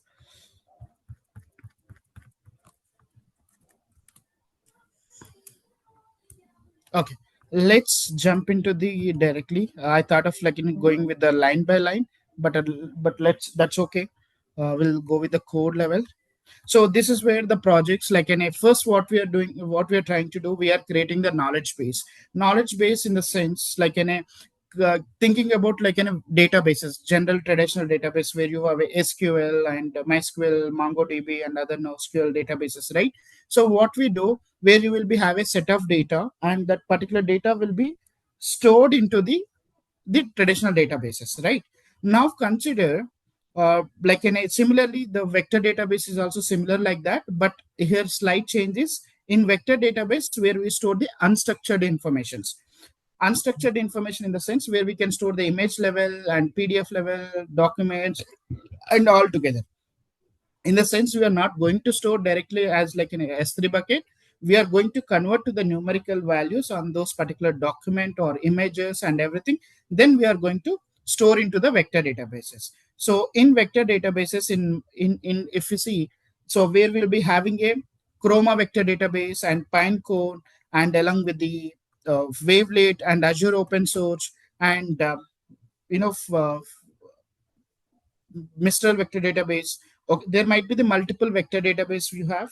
So majority of the industry they go with the they go with the Azure OpenSearch or Amazon OpenSearch along with the Pinecone and Wavelet. Okay, so these are the databases which will be utilized in the vector databases. Majority of the company, because due to the cost effective and because of other the advanced features, where it will be utilizing these particular vector databases. For our example, we are using the Chroma vector database, which is open source, which is a lightweight as well. For a smaller data where you can go with the smaller documents, you can directly go to the Chroma DB. And even we have a FireSys database where you have a millions of documents which you wanted to do, where you can go with the FireSys. It is also open source databases. So let's start with the Chroma DB. See here, for you to implement, first you need to you need to install these packages. So like an OpenAI, Chroma DB, and if your input document which is presented in the Word document, you need to use the docx package, and in order to uh, embed the text readable information into the numerical values, where we are using Azure OpenAI embeddings with the LangChain framework. So, and a recursive character text splitter, which is generally help, because see, in a document, as I shown you in the high level document, which contains thousands of documents, just imagine thousands of documents. So these thousands of document, we cannot store, okay, all together in a single row, right? It is in a, even for to retrieve some information, even there is a limitation of the database to database, vector database to vector database. So consider if you are using with the Azure OpenSage, where you will have the limited of 8,000 words itself. Eight your words we call as a tokens. So 8,000 words. So consider these 8,000 words which is presented in the first 10 pages. Then what about the other 10 pages? What about the other n number of pages? Just think that. So that's why we do, once we read the complete document, where we split the document into the multiple sub documents, smaller documents, which I say that. So each smaller document we can consider as a one chunk. So each smaller document will be contained as a 8,000 tokens, okay, or depends upon your requirement where you can adjust. So but in order to split that, where we are going to apply the text splitter, LangChain text splitter as a mechanism, where will help us to help divided with the recursive character splitter and the HTML splitter and the JSON splitter, where you will be having a multiple. Each character, each three character will be considered as a one word. Okay, when you're using the character text splitter. And another package is the schema. So these are the packages which we have to install while we are doing in the RAG based applications. So everything is installed. If anyone doubtful about how to install, just use the pip space install OpenAI, the package name. Okay, so it will install you all the packages. Okay, so in my machine I already have set up, so that's why it is able to run. If not, it will shows the error as a model is not covered up. Okay, so next, going to that, this is the implementation of your OpenAI embeddings, where I'm using the text embedding ADA3 small. Okay, so we will be in Azure. If you talk about the Azure cloud services, where we have three different embedding models. One is text embedding ADA 002, and text embedding 3 small, and text embedding large. So each and every model have their own vector shape. Like in a text embedding 3 large, you can consider it is in a 3,000 embedding shapes, vector shapes, like that is we call as a matrix, 3 by 3, 4 by 4, like 3,000 shapes. And text embedding 2 and small, where we'll be having a 1,500 vector dimensions, 1596, 1536, I'm sorry. Yeah. So what you do, these embedding models will help the human readable text to the numerical values, where the machines can able to understand, because machine only can know that zeros and one rest, like a machine cannot understand this is a word document or this is a word as in a knowledge or something. So the word should be converted to the numerical value, which is a meaningful word. So this vector database will help us to store the semantic meaningful of the vector, semantic similarity, you can say that. So meaningful of the words which will stored in this vector databases.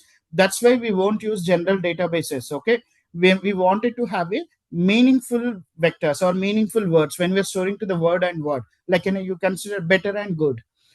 As general machines knows, good and better is a two different word, but as in the think of the human perspective, so it is in a both words are similar, but the expression of the word will be the differ, the good and better. Good and awesome, good and better and awesome. Awesome will be the some more where the person is loving more and more. The good is like in telling of the person, okay, you like the food, it's like in good. Okay, so this is the meaningful of the each and every word. So this is where the vector database will identify the meaningful information from the this particular word. Okay, so for as of now we are using the chroma db. Let's run this chroma db. So this is how, see, here you are not importing any existing LLM models, or you're not importing any LLM embedding models. You are just connecting to the particular cloud sources. As I am connected to the Azure OpenAI services, just passing by the API key and the API model name. That's all. Only 3 lines of code where you can directly connect it to the particular cloud and you can get that model. Okay, just I connected to the model here. Then part of here, now I wanted to read my input document. Let's read the input document. Okay, this is the function. What we do, this function will help us to read the file, and it will split the data. As I told you that the bigger document, it should be divided into the multiple sub documents, right? So here I'm dividing this document where you can see inside the information where you have the text like general, change history, the project portfolio, manage, and everything all together we have.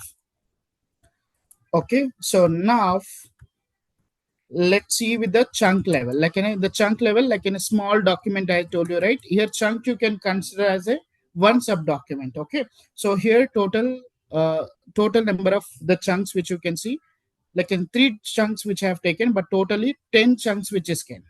Okay, so if we talk about document as a chunk, total successfully split the chunks as a 10. Here you can see the length of that.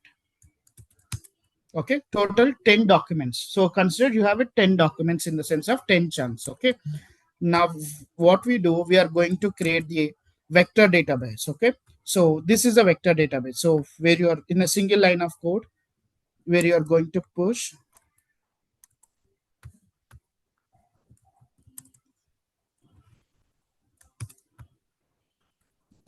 yeah langchain. Before you are pushing to the vector database as well, like this is the string level, the readable information, right? Which is a string level information, string level data type. So if you want it to store into the vector database, you need to specify into the specific data type, that is we call as a langchain data type, langchain data type. Okay, let's see. If you want type A, you can see langchain document. Okay, so the above information which you see, which we can see, that list based strings, list of values, so each value in the string data type. But as soon as I convert it to the langchain document, because this is where the in a vector database we can store in the form of langchain document, not in the form of string document here. So let's store the data. Yeah, this is the simple 4 lines of code where you are creating your knowledge base, where you are creating your database. Like in a, for you creating the traditional database, where you're going to use the first you need to create the database, then you need to create the schema, then you need to create the tables and everything, right? Similar, but here in the vector database, which is very simple, where you can the 3 lines of code which you can do. I see Pratibhan. Yeah, I will share this code. Okay, you can contact to my team. They will help you for your email to send this code and documents. Yeah, this is the data which is stored now. Very simple. You can say that. Okay, now the knowledge base is completed. Okay, now we need to implement the AI base. Like in before that, I just wanted to show you one architecture so it will be more clear to everyone.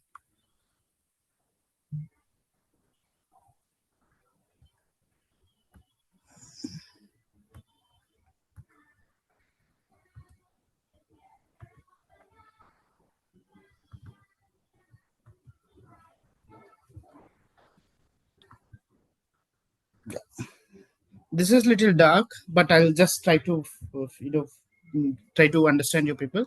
See, this is the user question where we'll be having the chatbot platform. And now as soon as user provide the question, which will trigger the AI model. Okay, the AI model is you can consider as the the chamber. Okay, the AI is a chamber, AI model is a chamber. Once it enter to the particular AI chamber, what it do first, it will first we are trying to build the retriever. So in order to build the retriever, so what we do, will collect the PDF documents and Word documents and everything.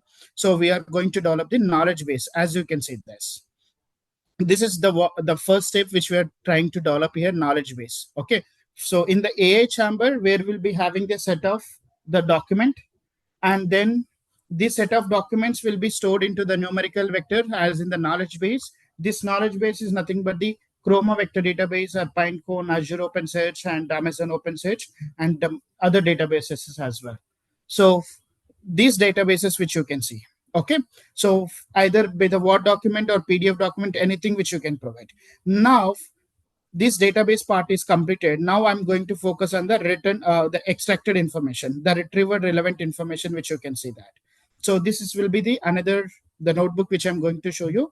So where you are going to retrieve the information from the we are going to retrieve the information from this knowledge base. Okay, so then the retrieved information and the user answer will be sent it to the evaluator, where you can see that it will find out the relevant recommended answer, and it will calculate the how much the user provided answer and the answers which we retrieved from the knowledge source, how much it is matching. So based on that, it will provide the final information.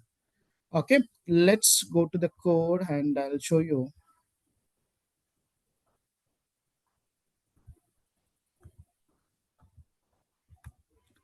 Okay,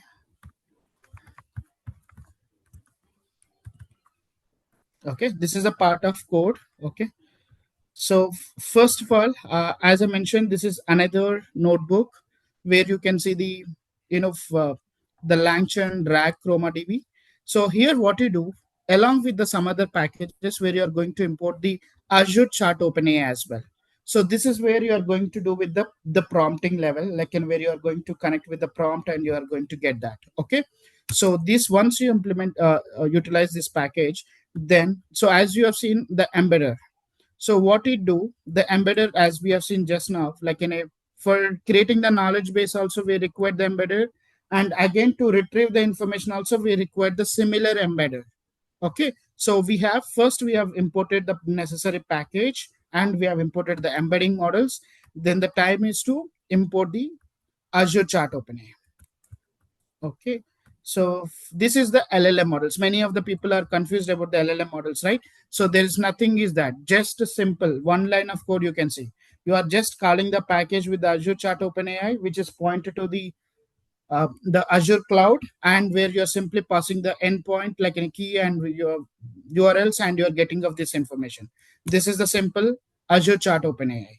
Okay, so you no need to develop anything, like you no need to call like in a .joblib or numpy or like in a pickle formats or like in a .sg5 files or like in decision, like in a deep learning models. You no need nothing. You just have to connect to the particular sources. That's all. By just passing the API key and everything, you will be connected to the LLM models. Even it will be similar for the Amazon Bedrock services.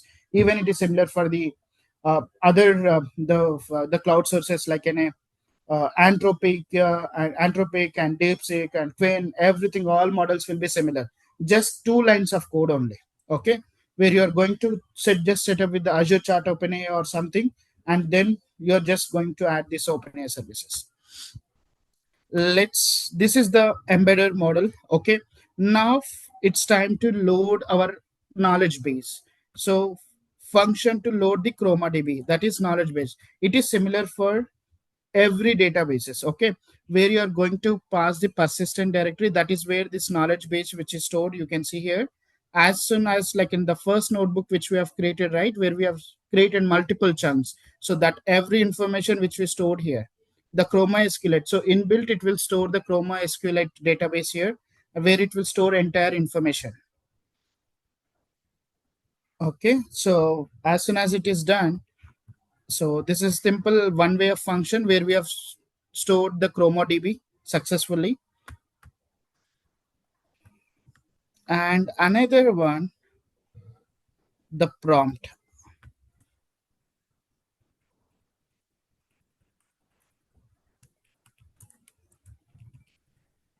Okay, once we loaded the knowledge base and everything, then it's our time to develop the prompt template. So consider the prompt template, it's like you are writing the code. So if you are a developer, so what you do, you will be start with the some set of steps, right? So you know that, okay, for to develop this application or for to develop these functions, to page scroll up or page scroll down or getting the data from the database or reading the data from the some API, where you return the some specific the functions, like where in a functions where you are going to write the number of lines, where it will fetch the information, where it will pre-process and it will post pre-process the entire information. Now imagine where I wanted to do with the RAG. That's where the Gen AI, right? The everything which you are going to do with the prompt level. So instead of writing the code where you are going to design with this prompt, so this prompt will generate the code in the backend and it will get done the work for you. Okay, so you are an expert evaluator, which you can see. Okay, so this is how we are going to write our prompt. So we will going to teach you how to write this prompt like in a, with the prompting techniques and everything.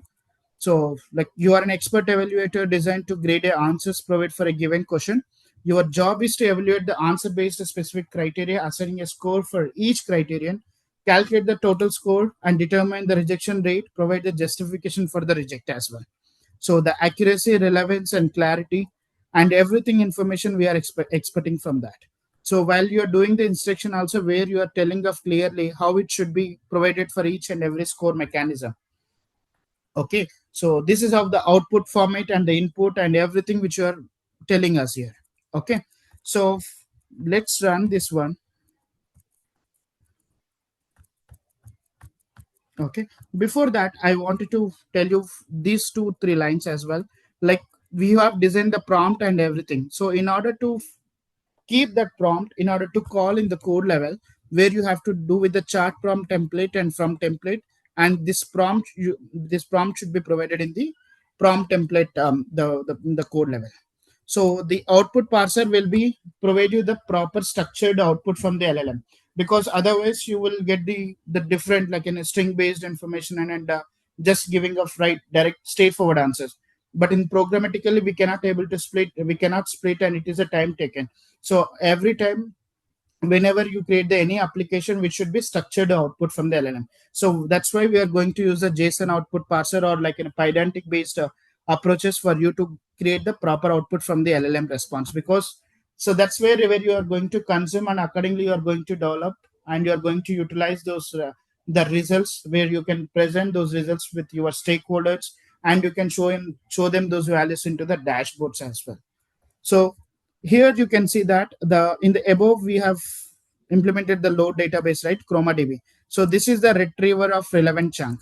The retriever means when user provide the question, instead of calling directly to the LLM, first it will try to call the relevant chunk, means the knowledge base, and it will get the relevant answers from your see the question. So for the particular question, what our knowledge base is saying, what our textbook is saying. So how many results, how many paragraph which I need to which I need to fetch, or like in a number of chunks, number of sub document, number of some small document which I need to fetch, top 10 or top 5, top 3, everything which can be designed here. Okay, then you are combining all the text together and making a single document of multiple smaller documents. You are combining together and making a simple one document. Okay, that's where the retrieval concept here. Okay, ChromaDB successfully loaded and everything which is came. Now we are going to call all together. So where you can see the first is the retrieval relevant chunk as the RAG, which stands for retriever augmented generation, right? The first step which you can see the retriever. So once you get the retriever information, where you are passing to the generator here. Generator is nothing but where you are going to pass user question and user answer and the context to the LLM. Okay, this evaluation chain which we have designed here, this evaluation chain which you can see the LLM models generator model which is added here, and the prompt template also which you can see that the prompt template which we have discussed now. Okay, so let's run here. So one question which I asked here, hey, can you explain how long data will be kept for provided specific retention period? Means as for this project, if I see that, okay, if I implement this project where I'm storing the customer details as a part of the registration process, then how long? Because these guidelines which need to be submitted to the specific governments, right? Because if you are implementing, because you cannot store this data for the long term years, right? As a 3 years or 7 years or 6 years, 5 years. So your user saying that the data can be stored for the 7 years. Let's run and let's see.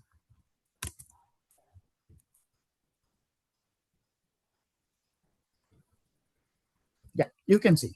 Evaluation summary, accuracy is 80% and the relevance is 70 and clarity is 90. Okay. So the result is accepted because clearly saying that, okay, the answer provided factually correct and aligns with the question by specifying the retention period of 7 years. So which is reasonable and compelling time frame for the data retention, right? See, the user might be written the answer in a different phrases, but consider the user is provided the number of years will be the correct. That's why it is the given the total score will be the 80 here. Okay, so now if I wanted to run for all the questions here, which you can see, so this is my the set of user questions, and where we have question text and user provided answer, and you can see, and you can see for each and every, is there a new third party, and explain how long data will be kept here, explain and describe the solution in detail, and which business unit will this change impact, like digital or something, and which business units will this change, like in a consumer side, so corporate unit. So you can see plenty of questions, like in all questions and answers which we have. So now this is the part where we have clearly the retriever and the prompt template and everything, so which you can see that where I have run for all the information.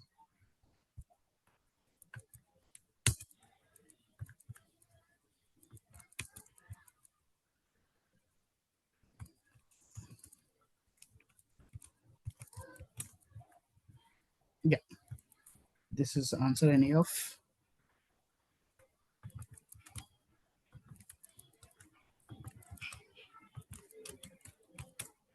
Yeah, you can see for each and every question what was the rejection rate evaluation summary, in the sense of like if I'm telling that if I'm rejecting this answer, so I wanted to know that, right, why this particular answer was rejected. So for that we have the the strong points, like the relevance and the clarity, justification, and the answer recommended, everything information which we have. Okay, so this is about the langchain based which you are going to do, which you can see the entire information.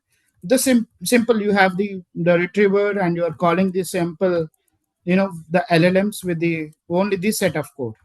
You can say there is nothing we have. Now if you talk about the lang graph, that is the agentic AI.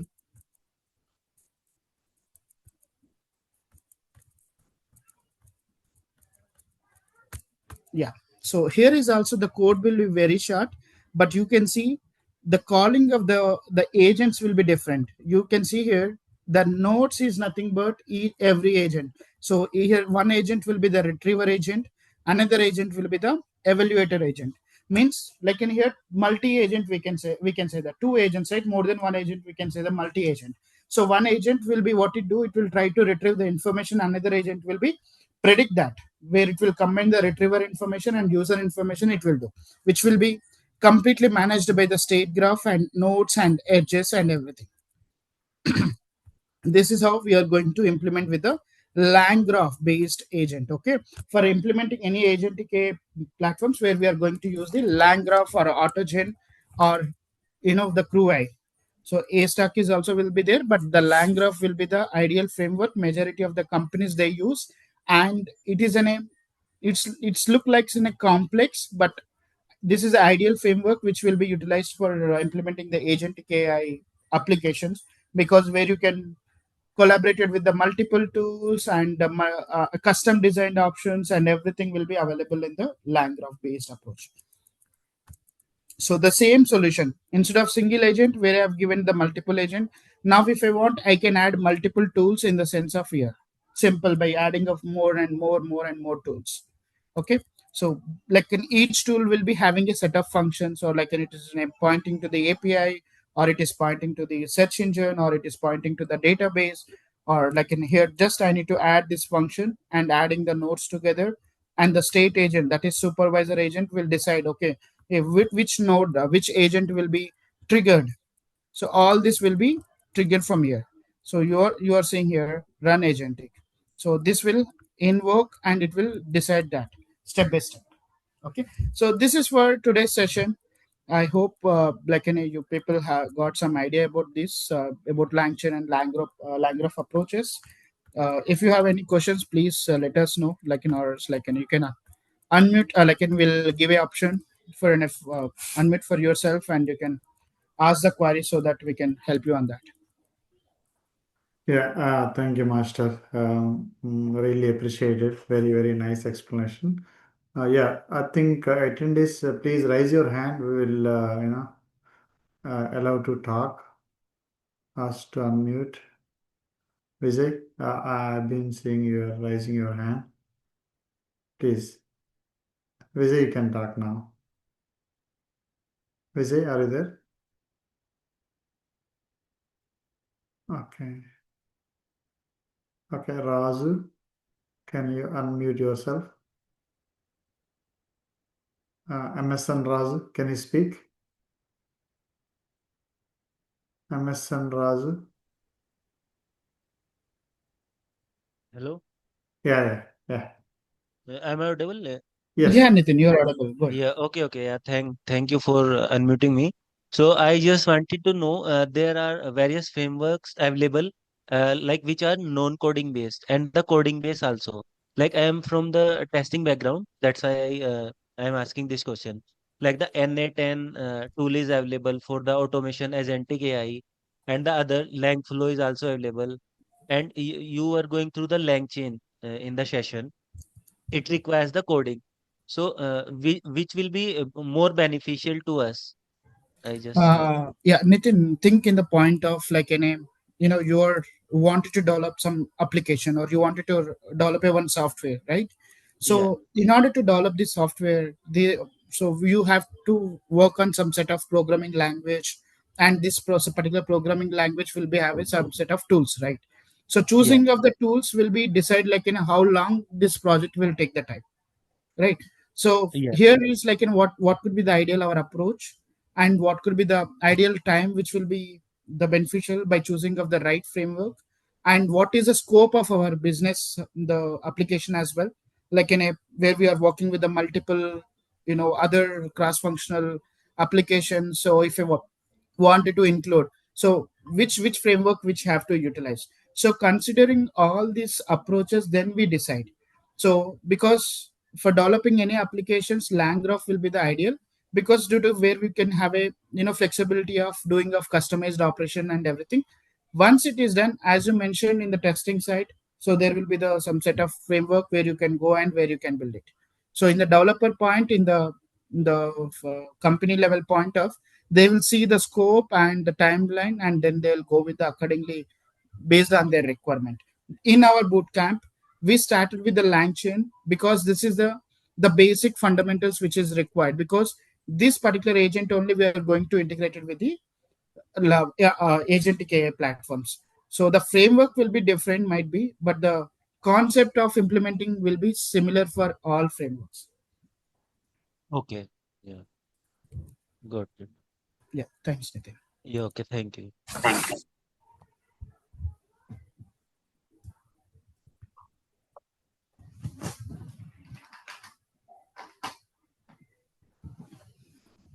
Yeah, next, it would be more helpful.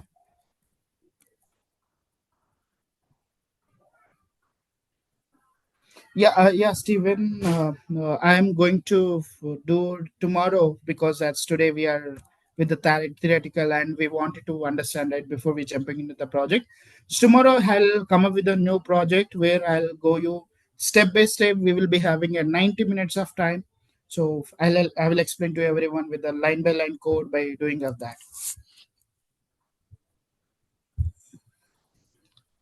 Any other questions? MNS, Raju, and Naresh. Yeah. Do we also have a hands-on coding experience as well? I think in this bootcamp we don't have, because of that, because of that very less time to be covered up. But we have separate sessions, like we have the classes where we can do with the hands-on coding sessions and everything. Okay. Or like in that case, like do we get links to these repos, like whatever you are using here? Yes, you will. I'll please reach out to our team and they'll help you to get this all the codes of the bootcamp and videos and everything. Okay. I mean, whom should we reach for that? Yeah, I Uh, think you can reach me, Naresh, +1 470 861 6312. That's my number. I will answer every question. Can you repeat your number again, sir? Yeah, +1 470-861-6312. And Okay. my team is also pinging in the chat. You can fill the inquiry form, enrollment form, Oh, so sure. that yeah, someone can reach you. We will send you all the previous recorded sessions. We will give you how we execute this course plan, and we also give you recorded sessions for the projects we taught so far.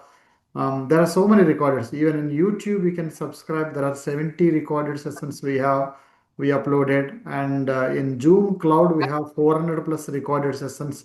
But yeah, whoever is really interested on these frameworks, we have, like Venkatesh sir said, we have every framework we have multiple and different projects. So and we'll give access to GitHub. Whoever is interested to enroll.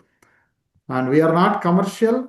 Feel free to fill the inquiry form. We will give discount. We will happy to enroll everyone. So we are not commercial like big. But definitely we did a lot of hard work in last 1 year, and there are 500 to 600 people so far trained, and believe us, there are so many people even placed in AI also. And after January, December, we see like lot of requirements on AI agents, MCPs, and all these. And one of my resources who interviewed only on LangGraph for 1 hour, and they selected. So, I mean, it's not big challenge. If you guys can listen our classes, Venkatesh sir is 14 years of experience in AI architect, and he working from India. And Shekhar Master, he's 8 plus experience, and he's working for MetLife.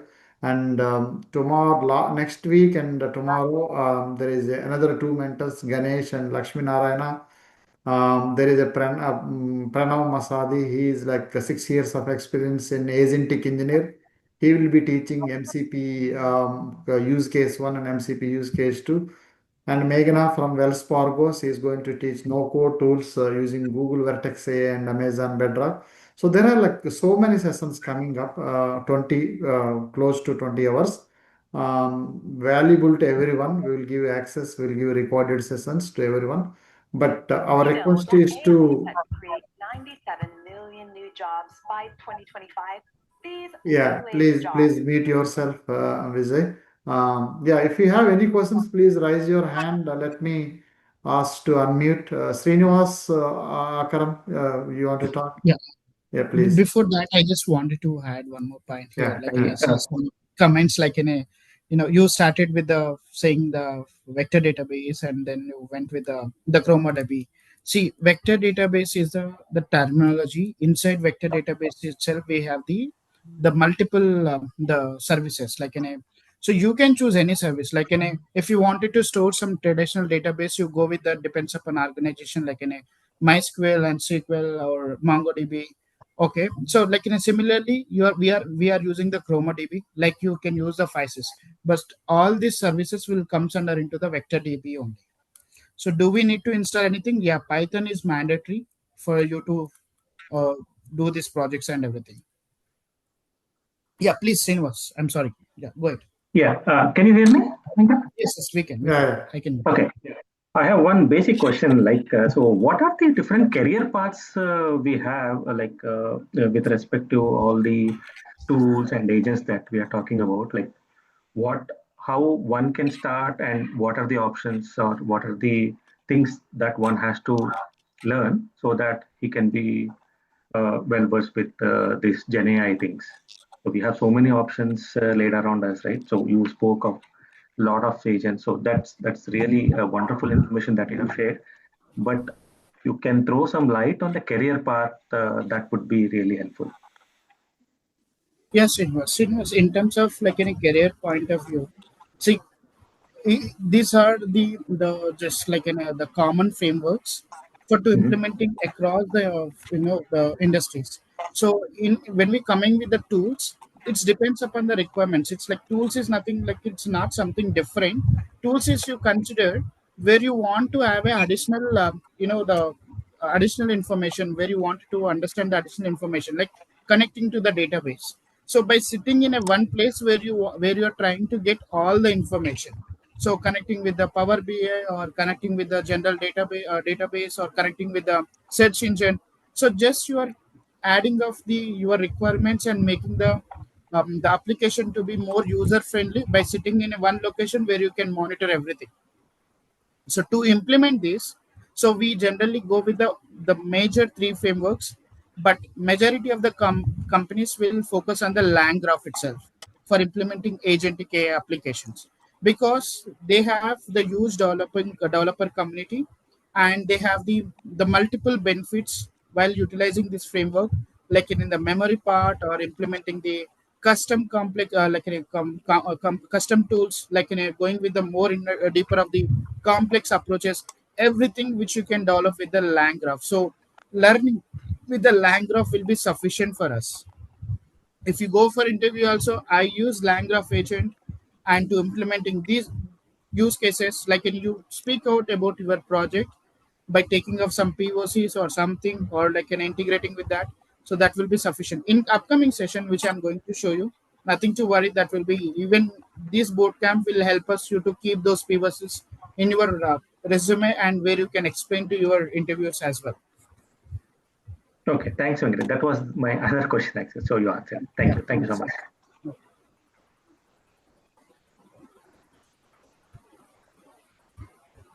I have Hello. one more question. Yeah, Tash. Yeah. Okay. Go ahead, Sundaralingam. Hey, yeah, my question here, I have, I'm working on Android product, Android projection part of it. So if I want to use AI agentic to automate my test cases based from the specifications or the requirements, um, I can still use the land graph, or is there something that is very close to Google agentic tools that can be used to benefit? See, Um, if you want to go with the no code or something directly using the Google within the platform, like in the Google Cloud Service, where you will be having a drag and drop, where you no need to develop in the code level, but you wanted to have a customized approach, and where you want it to be built for your specific test cases with a more accurate level, or by adding of the some custom tool integration as well. So ideally go with the lang graph, and it can solve your process where it can be completely to the automated. Okay, so let's say I have some specification that cannot be shared outside. Mhm. Okay, let's Is it start. We consider about the test cases. See, for every application, in terms of each and every function level, we will write some test cases, like in a smoke test cases, or like in black box test cases. Okay, some functional test cases. Consider, just we I'm talking about the general level. So now, like when I have seen these particular test cases, okay, so what could be the ideal steps which I need to perform? Means, so if the out of 80 test cases, if my test cases of 50 of test cases is passing, and these 80 cases also consider, we have divided into the higher, large, higher, medium, and low category test cases.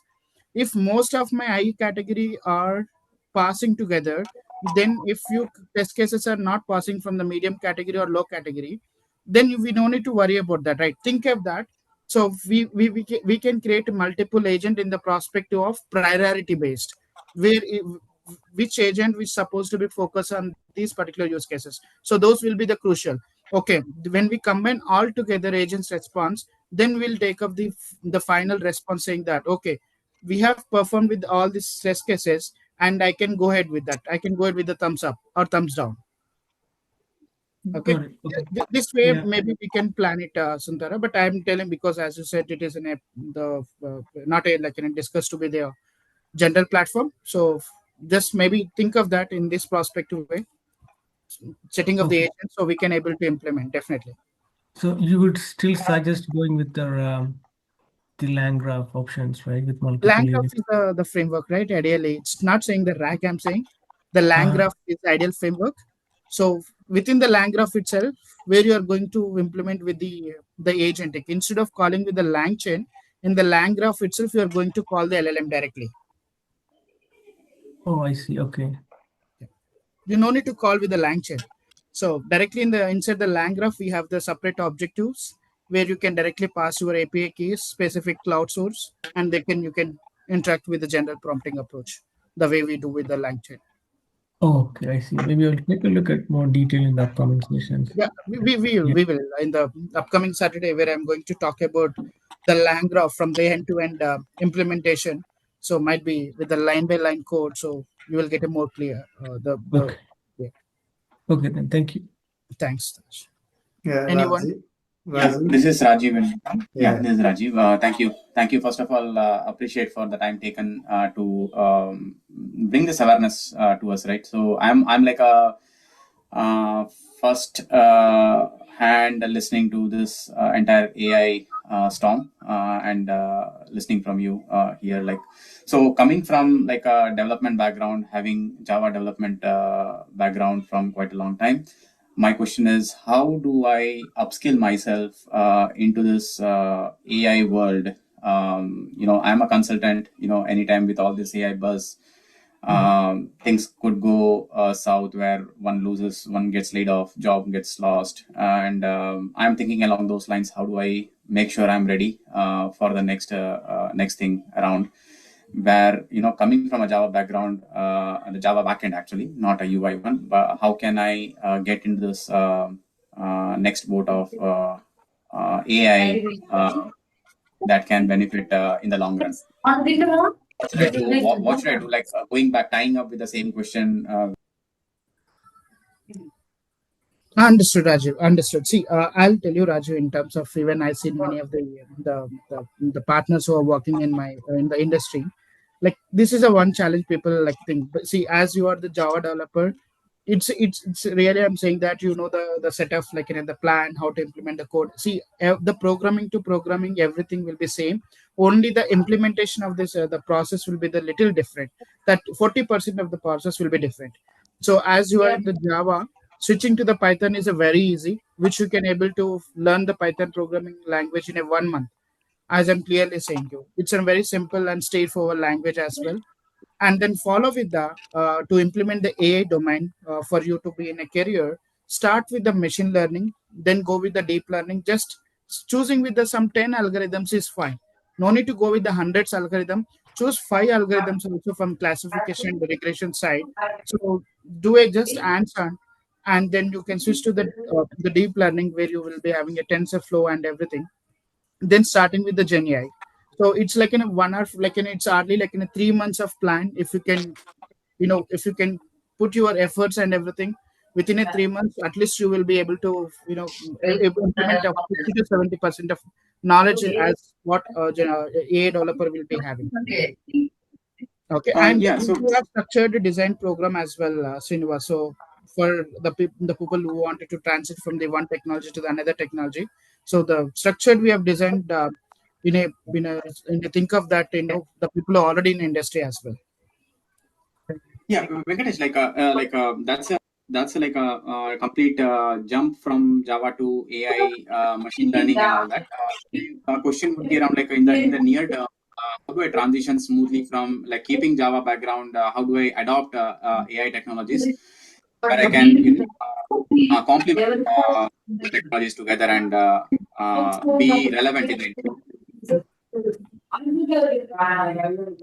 Exactly, Srinivas. See, as I mentioned here, first, for it's like we are completely transiting from one domain to the another domain. So, see, the concepts, even everything will be the same. Only the here, the programming language will be the difference. Okay, so and we need to understand some few concepts like overfitting or underfitting terminology.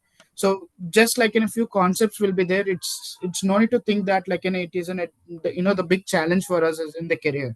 So like in a it is it is easy to you to switch from the AI language, AI development. Like in a Java, to be tell you, I'm I started my career with even in the Java as well, where I've done the automations, developed the applications and everything. So in the beginning of my career, but after I switching of the AI in the 13 years ago, so like it is in a even I see that today. Okay, so this is nothing is different. I learned for R and Python and SAS and everything all together. Okay, so nothing to worry. Just just focus on Python programming language and do for 1 or 2 projects as I shown you. So even I'm going to show you end-to-end application. Then only you can understand. It's that hardly in less than 100 lines of code you can develop your application entire. Okay, and my last question is, thank you, Venkatesh. So in the community, right, the WhatsApp community, are all the speakers that are speaking today as well as in forthcoming sessions of bootcamps, will all participants be there? Will all the hosts be there, and all the trainers will be there, Yes. so that it's like one community where we can exchange thoughts and go from there? Yes. Yes, true. Yeah. Everyone will be there. Thank you. Balu, I would can like you to go go next? next. Yes. Yeah, Balu, yeah, Sure. please. Thank you. Yeah. First of all, thank you so much for conducting this session. This is really informative. I'm coming from an enterprise architecture background, so I have over 20 years of experience, and most of my experience is into more into cloud, like integrations, all that. So I just want to know if you have any recommendations if I want to stay within the architecture, because these days I'm seeing that AI platform architect or AI strategist. So I would like to know if you have any recommendations if I want to steer my career towards AI, but within the architecture. Yeah, Balu. So, as you are already in a architecture for the cloud, so the many of the services and everything. But if you can, just added the new skills the AI based the approaches. How do we implement and how do we create this knowledge bases like in Azure Open Searches, or kind of using how it can be utilized. So it will be added to your experience. Along with that, you will be having a without fearing the job, but in job safety is also much more very important, right? So you will be more safer into that as well with the cloud technology, with the entire an AI implementation. Just try to spend some time on this AI based level as well, so that will really Got it. helpful for you, Bob. Sure, thank you. And the second question is that for the upcoming sessions, are there anything that we need to, any prerequisites that we need to have installed in our system, or do you have any recommendations on that? Yeah, Because I Python. heard that you are saying it will be hands-on. It's not hands-on actually because of time limitation. This I see. bootcamp Okay. will, yeah. But in my machine, I'm going to show you the step by step, the coding part and Mhm. everything. So Okay, we have separate sessions. So after this bootcamp, we are going to start the new batch where we will be having got a it. hands-on session for all the students, because who are the beginner, who are the middle level, Understand. everyone we are going to show. But yeah, if time permits, please try to install the Python, and you can do step by step. I will share the code as well if required. In the Sure. meanwhile, Thank you. I'll do. Yeah, thank you Srinivas, so much. Srinivas Yeah, here. Saraswati, please. Yeah. Yeah, yeah. I think most of my answers got answered, but so that yeah, I am the Java background with the UI, React, and Angular. So I mean, my main question is so that how that how the career will be. So to use the existing LLMs, or we need to build an LLM, and then how?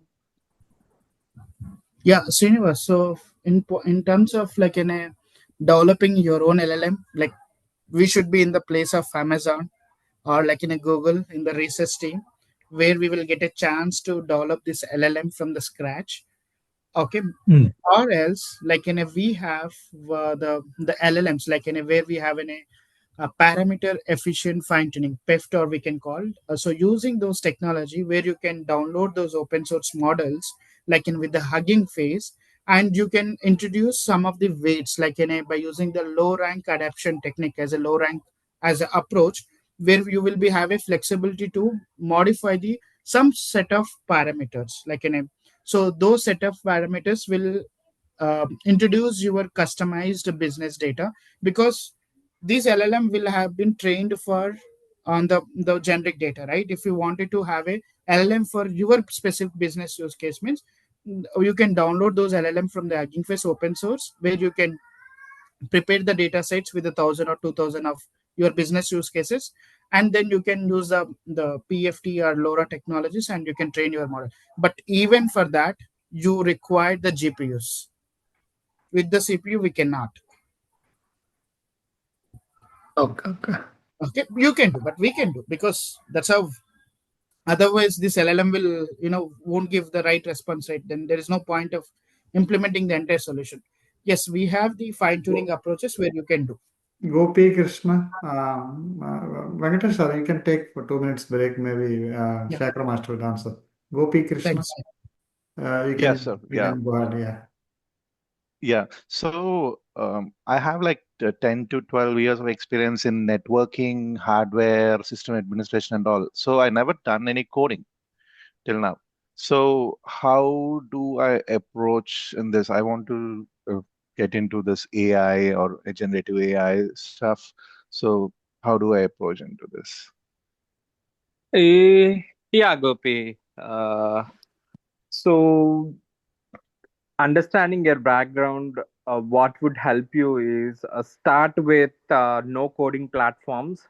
There are no coding tools where you can design RAG systems, where you can fine tune large language models.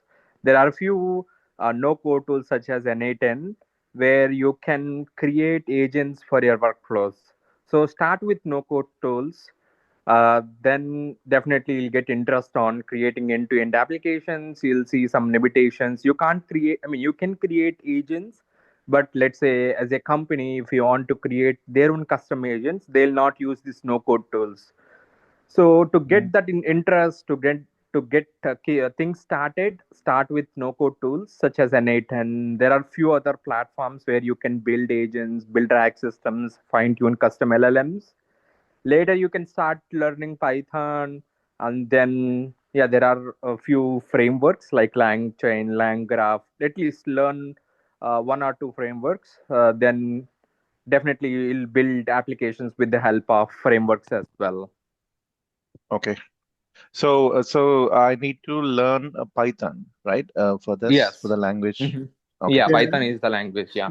Gopi, you can also ping me offline. I can explain you maybe in the evening or some other time.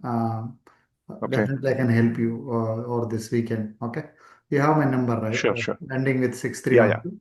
But I can properly Yeah, I guide you got it. because this is not the right platform. Okay, but it's a good question Sure. because to Yeah, thank convey you. you, I can spend more time. That's what I'm trying to tell you. Okay. Okay, yeah, definitely. Yeah. Thank you. Okay. Suntaralingam Tash, can you unmute yourself? I already asked question. Thank you. Okay, no problem. No. Vijay is done. Naresh is done. Nitin is done. Lakshmi No, Gundala. sir. No, sir. Vijay. I have been Yes, waiting. I think. Yeah, Vijay, Uh, please proceed. Yeah. okay. So, yeah, thank you very much for the session. Definitely learn the buzzwords and all. So, I have like a similar, like some development experience, some cloud, some integration, and all those things. So, my question is like, when we transition to this thing, right? So what kind of I think career path you already told, so I'm going to listen a couple of more sessions to get some idea. How is the pay, like, and how is the future? Like someone like earlier, someone was telling, hey, I'm a cloud architect or I'm an enterprise architect, and do I really need to shift it? So that would be because if that is the case, then everyone is going to get into the AI, right? So I wanted to know what's the future is there? Is like still a lot of room to grow? And if we go, we really, the ultimate goal is to make decent money and have a better prospect. So how is the roadmap for down the line?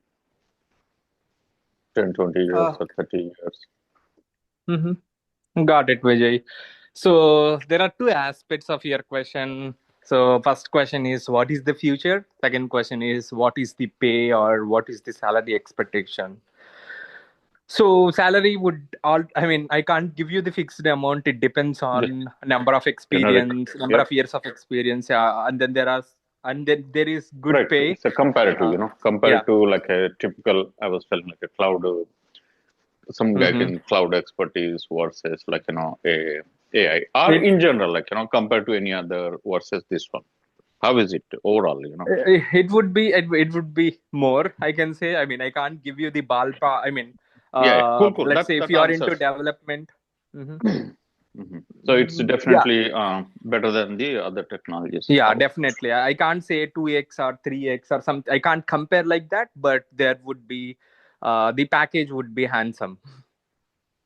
And to answer your question, second question, with respect to future is towards AI. Every company, not only every company, our ultimate end goal of all these companies is to build an artificial general intelligence that is called as an AGI.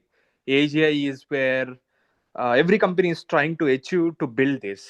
Every company is planning to build a human level intelligence system. Okay, so there is a lot of scope. We are just taking baby steps, I can say. I mean, down 5 years down the line, 5 years or 10 years, we will see a huge, tremendous improvements in AI space. We'll see. I mean, there would be, we'll not see, there is some deprecation of roles as well. Right now we have variety of roles, right? That would be, you'll see more roles in AI. So there would be agentic AI engineer, there would be RAG engineer, there would be inference engineer, there would be fine tuning engineer, there would be pre-training so you'll see more and more roles which are coming to AI. AI would be, right now it is very narrow down, but down the line, at least 5 years or 10 years per se, you'll see hundreds and thousands of roles that are expanding in this AI. But ultimate end goal, yes, to answer your question, there is a great future in AI in terms of building. I mean, to build a human level intelligence system, there is I some see. lot of work to Yeah. do. But yeah. Okay. I think that answers my question. And I was also thinking while you were telling, like when we evolved from desk to web to mobile to like this one, the AI Hmm. is going to keep going, I guess. As you said, right? With the Hmm. room is Hmm. still to achieve like a human level of intelligence. Yeah. Okay, great. And I think Yeah. I'm going to reach out to, I didn't catch the person name who shared his Yeah, mobile number. Kodan My name is Kodan Vijay. You Kodan? can reach me. Okay. Yeah. Okay, Kodan. I will reach out to you to discuss on the next steps. Sure. Thank Thank you you. so much, sir. Yeah. Thank you. Sanjita, please proceed. Hello. Yeah. Yeah. First, thank you, all the trainer for giving us time and giving the idea about that. I trained myself in bots and I was searching, but what I learned today a little bit, it is very different. So in SAP field also, if I go ahead and learn whatever the codes and all those things, it has a chance I can apply. It will help me out along with my ETL tool. Sure, definitely there is a scope, not only in SAP. I mean, I see in every field we can. So let's say if there is some repetitive task or if there is some intelligence that we can apply, definitely there are a scope of including this LLM, scope of including agents into your workforce. I mean, I see, I mean, I'm not an SAP expert, but I see there are few articles which are coming on how to integrate Gen AI systems into SAP as well. But yeah, by learning this course, you'll definitely, that adds so much to your portfolio, and then you'll definitely learn how to integrate this AI concepts, AI agents into SAP actually. But there are various type of AI coming. I don't have Mhm.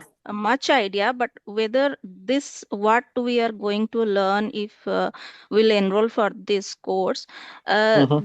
this is also in the SAP. Generally, they are saying cloud AI. They are saying AI. We have to merge and do something. Whatever they are, this concept also it will help me out to get a better job along with my learning what I have trained with ETL tool. Yeah, That I have a Shweta doubt. Master, let me answer this question. Sanjita, yes, definitely it helps because every technology they're trying to adopt LLMs and they're trying to build their own bots.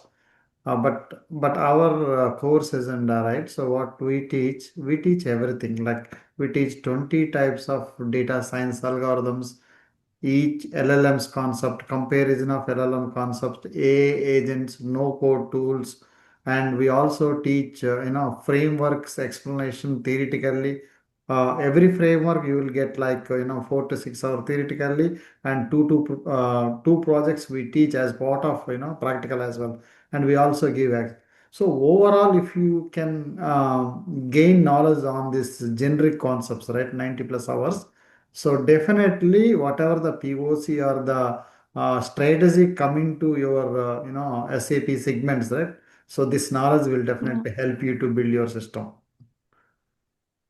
So I this think course will be on Saturday, Sunday, or how yeah, much this is the course will duration, be sir? weekly 5 hours. Hmm. Saturday, Sunday morning 10:30 a.m. EST, 1.5 hour, one and a Hmm. half hour. Thursday, Hmm. Friday, it will be night time, 9:30 p.m. EST, 1 hour, 1 hour. Okay.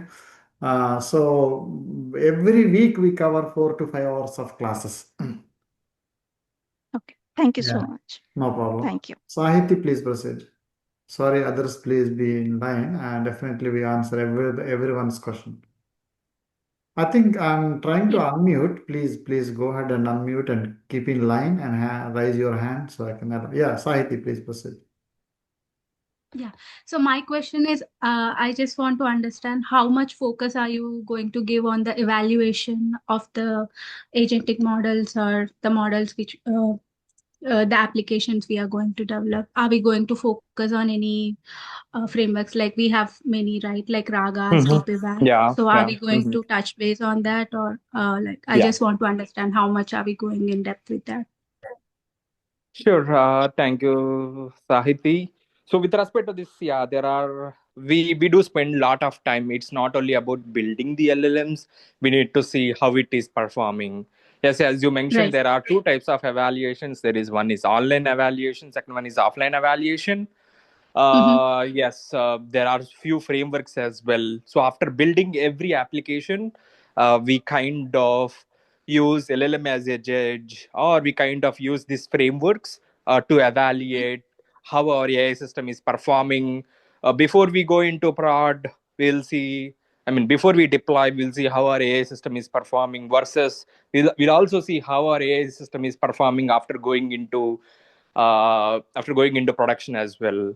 There is Arise platform, there is Ragas, and then there is a few offline matrices like Blue Score, Rog Score. We'll see application wise. If I'm saying RAG application, there are few matrices to evaluate RAG systems. If I say fine tuning, there are few evaluations or evaluation matrices or frameworks we'll Correct. use to matrices evaluation. I mean evaluation of fine tuned models versus RAG systems. Yes, there is significant amount of work that we need to do after building. Yes, we are going to cover that. We are going to emphasize on those things as well. Okay. Yeah. That was my question. Yeah. Thank you. Yeah, no Lakshmi, please problem. proceed. Next. Uh, Thank you for the session. And basically, I'm from the .NET, Microsoft .NET background. I have 7 years of experience, and Azure side also I have some experience. My question is like in the coming, as we discussed in the RAG model and the vector DB. So if I ask the out of my uh, I have if I create an employee handbook, if I ask the question is like out of the handbook question, the cost will be affecting. Is it true? Uh, can you rephrase that last sentence? I didn't understand that last So sentence. if I create the handbook, so if we can chart right, what is the insurance Mm-hmm. plan, something like that. Mm-hmm. If I ask the Mm-hmm. question out of the handbook content, Mm-hmm. Mm-hmm. so I as of I research is saying that it will get the somewhat answers, but not 100% accurate. But the cost will be might affect. Is it true? There are two questions in your question. One is accuracy, second versus cost. Yes. So, building RAG system, answering the questions from your knowledge base. So that can be PDF, that can be handbook, that can be anything. So, storing this into vector database, retrieving relevant information is such a big thing. Yes, of course, we need to fine tune further. We need to work on. I mean, the efficiency of RAG system is how effectively you build the system design as well. You'll definitely, I mean, by following good approaches, uh, by fine tuning your algorithms, definitely your answer will improve and then you'll get good results. That is what I'm talking about. How do you evaluate? So if you build system with good strategies, good techniques, with for your data, for your knowledge base, you'll definitely get good results. And with respect to the second question, with respect to cost, yes, cost depends on how many questions you are asking, how many tokens that LLM is generating. So there are so many factors for cost. If you use open source models versus if you use proprietary models, cost for different models will be it might vary based on what subscription that you are doing, whether you are using enterprise. Yeah, there are so many considerations that we need to consider whenever you are using these LLMs with respect to cost. But yeah, cost depends on how many tokens that LLM is generating. Okay. Yeah. So I have another question. Is there any like if I choose the every RAG or chain, or is it a graph chain crafty? Is there any deployment process is different each and every framework, or is it just almost similar or just minute changes? Minute changes. I mean, we don't. I mean, the process, the creation of pipelines would be different. Let's say if I'm building RAG system, RAG pipeline would be different from fine tuning pipeline. In fine tuning, the data pipeline is different from RAG fine tuning data pipeline. So approaches would be different for each and every technique, but deployment wise, we do follow the same strategy. We use AKS, or I mean, based on the cloud, whatever the standard software engineering that we are following, we do follow the same thing for uh, deploying these AI applications. Okay. Yeah. Yeah. Thank you. That's all I have. Thank you so much. Yeah, no problem. Suman Gandam, please. Hey, sorry, I will cut directly to the question. So, my question is like, how do you know like which model that you need to implement? I mean, especially there are like multiple models, right? There are ChatGPT, and you have some more from Yeah. like again, I believe like multiple models that are developed, Llama. How do you know like which model to implement for a solution? And now you have gave us a few parameters to check like accuracy and also relevance, and what's the clarity that you get. Since the brain is something that usually takes one model, I believe, but you can train on multiple models or also. That's my Yeah. question. Very Thank you. nice question, Suman. So to choose what model, it is the biggest question that I mean, it's not a biggest question, but it is a logical question as well. Let's say there are so many models. So first and foremost question is what our client needs or what our business needs. So whether, I mean, there are some constraints on what model to use. By some businesses says that, hey, I don't want to use proprietary models, or I only want to use open source models. So it depends on what model to choose. I mean, first, whether it is proprietary versus uh, or whether it is open source. We can Yeah, classify them. Let's say if it is proprietary, I can choose Gemini, Google, Anthropic. If it is yeah. open source, I can use Quen, I can use Llama, I can use all the open source models that are there. That is the Mhm. first classification. The second classification that I can do is what is my strength, what is the core area that I'm working on, and then I look into various benchmarks. Let's say if I want to if I'm see, there is text generation task, related task, there is summarization task, there is math related task, there is coding related task. There are different tasks. For this different task, we have LLM benchmarks stating Mhm. that how good one LLM is performing. So you can compare Okay. and contrast Mhm. based on your task. You can choose, hey, I have GPT-5, I have Gemini, I have Claude. So Yeah, I can also choose based on benchmarks. So this is yeah, one way of choosing LLMs. There is another yeah. way as well. let's say if it is business based, we have insurance based companies, we have financial Mm-hmm. based companies. They do Mm-hmm. already have vendorship with this AWS Azure, right? Already, if Mm-hmm. you are in company, all these guys have Yeah. vendorship with Azure, or so they Yeah. don't again choose other. Let's say if I want to choose Gemini, Gemini is Mm-hmm. hosted in. Sorry, if I want to choose Gemini models, they are hosted in Google Cloud.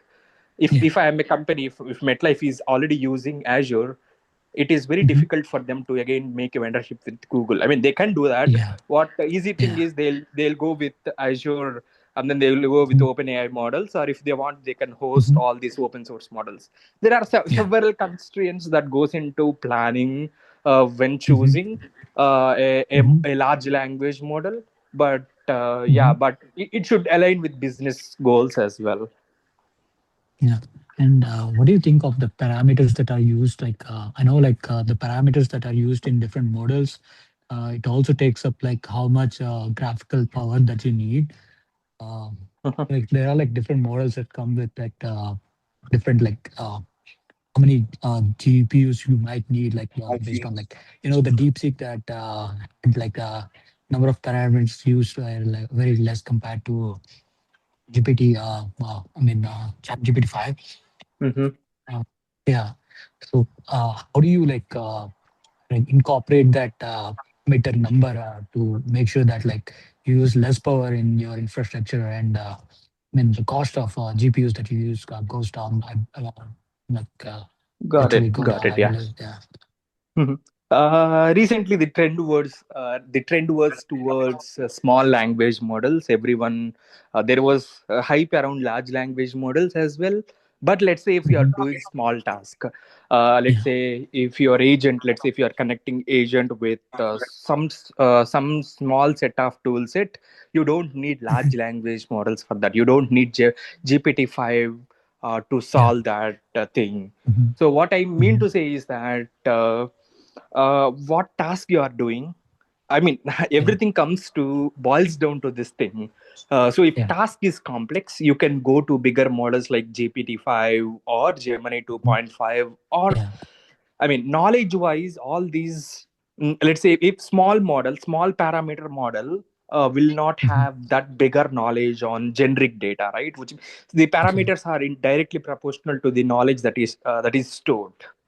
So if Mhm. parameters are more, the Mhm. generic data, whatever it is stored, is always high. Yeah. Knowledge is high. Yeah. Yeah. So if parameters are small, Hmm. the performance would be less. But it depends on the task, right? If task is way Yeah. small, then you don't Yeah. need a bigger thing for doing small task. Yeah. Okay. Yeah. Yeah. Thank you. Sorry, it's such a Sudhakar, noise please questions, proceed. but Sudhakar, please proceed. Yeah, I just have a Hello, question. everyone. Hi, hi. Yeah, hello, everyone. This is Narmada joining on, in place of Sudhakar. Yes. I hope everyone's doing great. Um, I have two questions. One thing is me coming from an enterprise application leadership background. I would like to understand how can I be a part of this AI journey, and Mhm. how can I bring in this AI into our enterprise? So I don't think this would be a one-liner answer that I could expect, but I definitely would like to discuss whoever the person is to understand what does it require for me to be a part of the journey, and what is that I need to be prepared for. So I believe this is going to be a you know a I don't know if this is would be the right platform here on this call Yeah, I to discuss think on that. I think you know my number, right? So we can set up a 30 minutes call so I can help you. Is that works? Okay, and is Yeah, this the one number that's ending with 6312? correct. Yeah, you just like ping me. Miss I Surya, will send you the Miss. Zoom link and I will help you. Okay. Okay, okay, sounds good. That's Mm. one. And Right. second question is, I think I hear that we are talking a lot about LLM models, right? Now, is this boot camp going to be primarily focused on any specific LLM models, maybe like offered by AWS or open source, something that can be implemented on the AWS platform or Microsoft platform, or like wide range? So yeah, I'll take up this question. So this we are using wide and variety of models. We are not constrained to AWS or Azure. You will see how to integrate the Google Vertex Gemini models, or we will see open source models as well. We will use Hugging Face, and then we'll get the open source models as well, and then we will build applications on top of all the proprietary models from all the clouds, and then from open source community as well. We'll bring all those models, and then we'll see how our application is reacting with these models. We will try to experiment with different models, and then we'll see how our application is behaving with this different subset with this different large language models that we have. But yeah, you'll get from this course, what I can assure you is that you'll see from logical standpoint, you'll get to understand what model to choose, why to choose this model versus you have several other constraints like latency. There are some key performance indicators, KPIs, that also you'll consider when choosing a model. But yeah, this course covers all the models, not restricted to either AWS or Azure. We'll cover all the models. Okay, and which you mean by like foundation models that are offered Yeah, by this different organization? different Okay, companies. Yes. okay, So okay, sounds one more good. question That from Suman. Hey, quick question. Mhm. So anyone knows about? I mean, I know that like there are like few firewalls that they usually do on uh, LMs. So will we be discussing on those topics too? On Yeah. So we kind of call it as guardrails. yeah, Yes, there are few frameworks like Nemo guardrails AI, Llama Guard. So there are few guardrail frameworks. Yes, we are going to discuss that guardrail frameworks as well, and then we are going to integrate the guardrails into AI applications that whatever we are building. yeah. That should Ishwar, help too. Thank you. Naga Ishwar, can you proceed? Yeah, I think thank you so much for the session. So my question is like, so I am into ETL background. Like I worked on data staging talent, currently into Databricks. So coming to the ETL people, so which agentic AI related stuff I need to more focus on? Because currently I'm also some intermediate level of Python knowledge. So I'm looking for some suggestions on what tools in the generative AI point of view I need to more focus on. And I have some experience to the Scrum Master also. And do we have anything related to the Scrum Master or the program management kind of activities also? Is there any automation is possible? Yes. Yes, there are. Let me answer second question first, and then I'll answer first question. Okay. So there are so many tools that there are so many generative AI tools that will help you to automate all this process of opening the ticket, creating the ticket, closing the ticket, versus creating the requirement documents from the meetings. There are so many tools, and then in our course we specifically cover all those tools. There are so many no code tools. There are our no code experts. There are two of our trainers or who are expertised in no code tools, will definitely help. I mean that they'll definitely guide you in expertising the things, or in fast tracking the things, and then increasing productivity in your day-to-day workforce. That is my answer to the second question. And then with respect to first question, what areas that you need to focus on, it depends on your interest as well. As I said, there are three areas: RAG, agentic AI, and then fine tuning. Fine tuning would not be an appropriate to start I always encourage people to start learning about RAG, building one or two projects, and then try to make a transition towards agents, and then see how this agentic applications works in real life. So you can bring up some of the problem statements that you are facing. We will discuss one on one, and then see how agentic AI can be integrated uh, into your applications as well. And then I think in Databricks as well, there is some AI enhancements that are coming. So yeah, I think it is a good.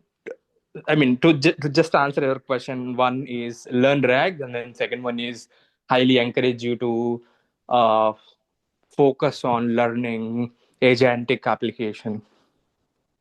Okay, so one more follow-up question with this, because currently Databricks is kind of a cloud-based application, right? Mm-hmm. So when Mm-hmm. it comes to, I mean, based on the previous answer I have heard, so all this agentic related stuff or generative AI stuff, so these are executing on the GPUs. Okay. Mm-hmm. So how cost effective? I mean, how can we build an agent based on the cost effectiveness when compared to the existing any of the cloud ETL tools? So for building RAG systems or for building agentic systems, you don't need GPUs. So what you are doing is you are kind of using all these language models as the service. So they are gonna host their language models. What you are doing is you are consuming their models with the help of an API, and then you are building an applications on top of that. So you don't need to worry about GPUs whenever you are building a RAG applications or agentic applications. But let's say if you want to fine tune a large language model, if you want to create a corporate brain, then you need to definitely need GPUs. With respect to that, I mean, it depends on how much data that you have, how many rows of records that you have. Based on that, the cost might vary. I mean, how many epochs that you are running, how effectively that you build the pipeline, right? I mean, cost depends on the pipeline, and then the training loop that you are writing. Uh, yeah, the GPU is only needed if you do fine tuning, or if you build. There is three stages of building a language model. First one is called pre-training, which is built by all these companies like OpenAI. They do pre-training. After doing pre-training, we do fine-tuning. For our companies, we take the language model, which was built by all these big tech companies. We do fine-tuning. For doing fine-tuning, we need GPUs. If you are building applications with the help of LLMs, you are not changing the model, but you are using their service, and then you are building applications on top of their service. Okay. Hope that answers your question. Yeah. Yeah. Thank you. Thank you so much. Yeah, I think we answered everybody's question. Can I ask some question? Yeah, please, Alexander. Yeah. My question technically general. I hear that there's a lot of the companies and all use the Python as a programming language for LLMs. My question is why? Who choose that? And is it any other languages that can be used to programming the LLMs and all of their parts? Yeah, Alex, thanks for that question. So Python is, I mean, why people are using Python is because of its simplicity. Over the years of time, Java is a programming language where it is used for building web-based applications or Android-based applications. They are focused towards that. In 2012, I guess, due to this introduction of this deep learning models, neural networks, people started because of this easiness. I mean, Python is just syntactically, you don't need to write number of lines of code, and then there is huge community in Python as well. So with that easiness, with that community support, people started working in this Python more with respect to this development. So there are more libraries. If there is more community, more libraries will come. If there are more libraries, development will obviously increase. People try to choose frameworks or a language where community is used. If I face any difficulties, or different people might already have implemented something, if they want to contribute, they will always contribute to this language.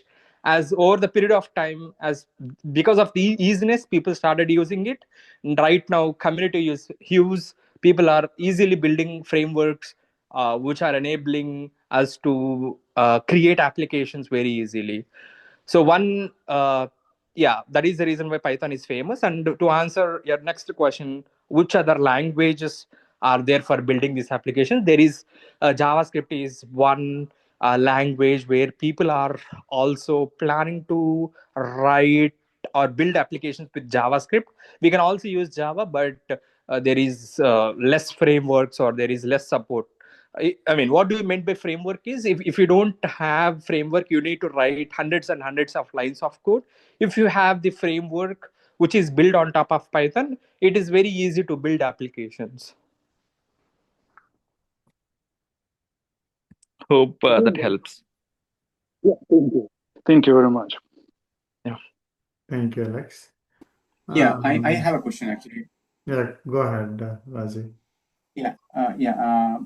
So coming from a Java background, what all tools do I need to kickstart? Do I need to change my laptop from CPU to GPU? And what tools do I need to install to get started adopting AI? So let's say if I have some Java projects and I want to use or integrate AI into it, what all different things do I need to learn and adopt and go from there? Yeah, so what you can do is you can simply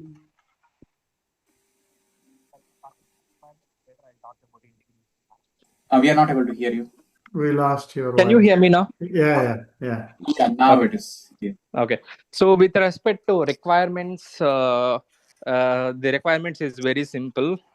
You just need laptop with CPU is good. If only GPU is needed, if and only if you are kind of fine tuning a language model.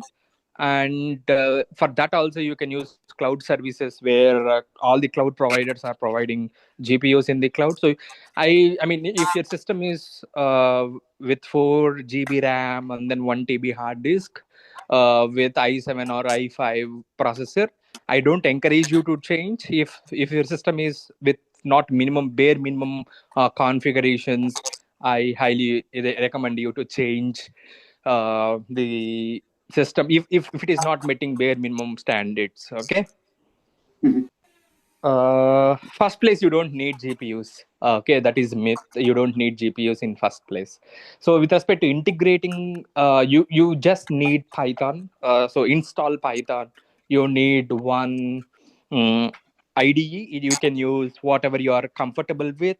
You can use Cursor, you can use Windsurf, or you can use Visual Studio Code. And yeah, that's a very good start. You just need that too, and then interest. Um and to answer the second question, how can I integrate Java with AI? So I have a Java application. How can I integrate AI with that? So it depends on application. So let's say if I have an e-commerce website, or if I have any other retail websites. So based on the data, you can build something with this LLM. You can integrate LLM with that data, and then you can expose this whatever you built as an API, so that you can easily integrate with Java application, or you can easily integrate with a React application. So building the AI application as a service, as an endpoint, will definitely help you to integrate with Java applications or any other language. So you can build the Python app, you can build AI application with the help of Python and expose it as an endpoint, so that that endpoint can be integrated anywhere. Okay, and that's where that other part of AI, exposing AI as a service, where we need to You learn need to Python and learn Python all and these all those frameworks. stuff. Yeah, you need Frameworks to like learn frameworks. Yeah, Python. Yeah, Hugging Face, RAG, yeah, yeah. LangChain, All LangGraph. those stuff. Yeah. Okay, okay. Thank you. Yeah, I know we spent on a lot of time, so I mean, I feel yeah, Shekhar and Venkatesh sir spent a lot of time. I think it's not ended. We spend tomorrow also same amount of time, and the upcoming weeks also.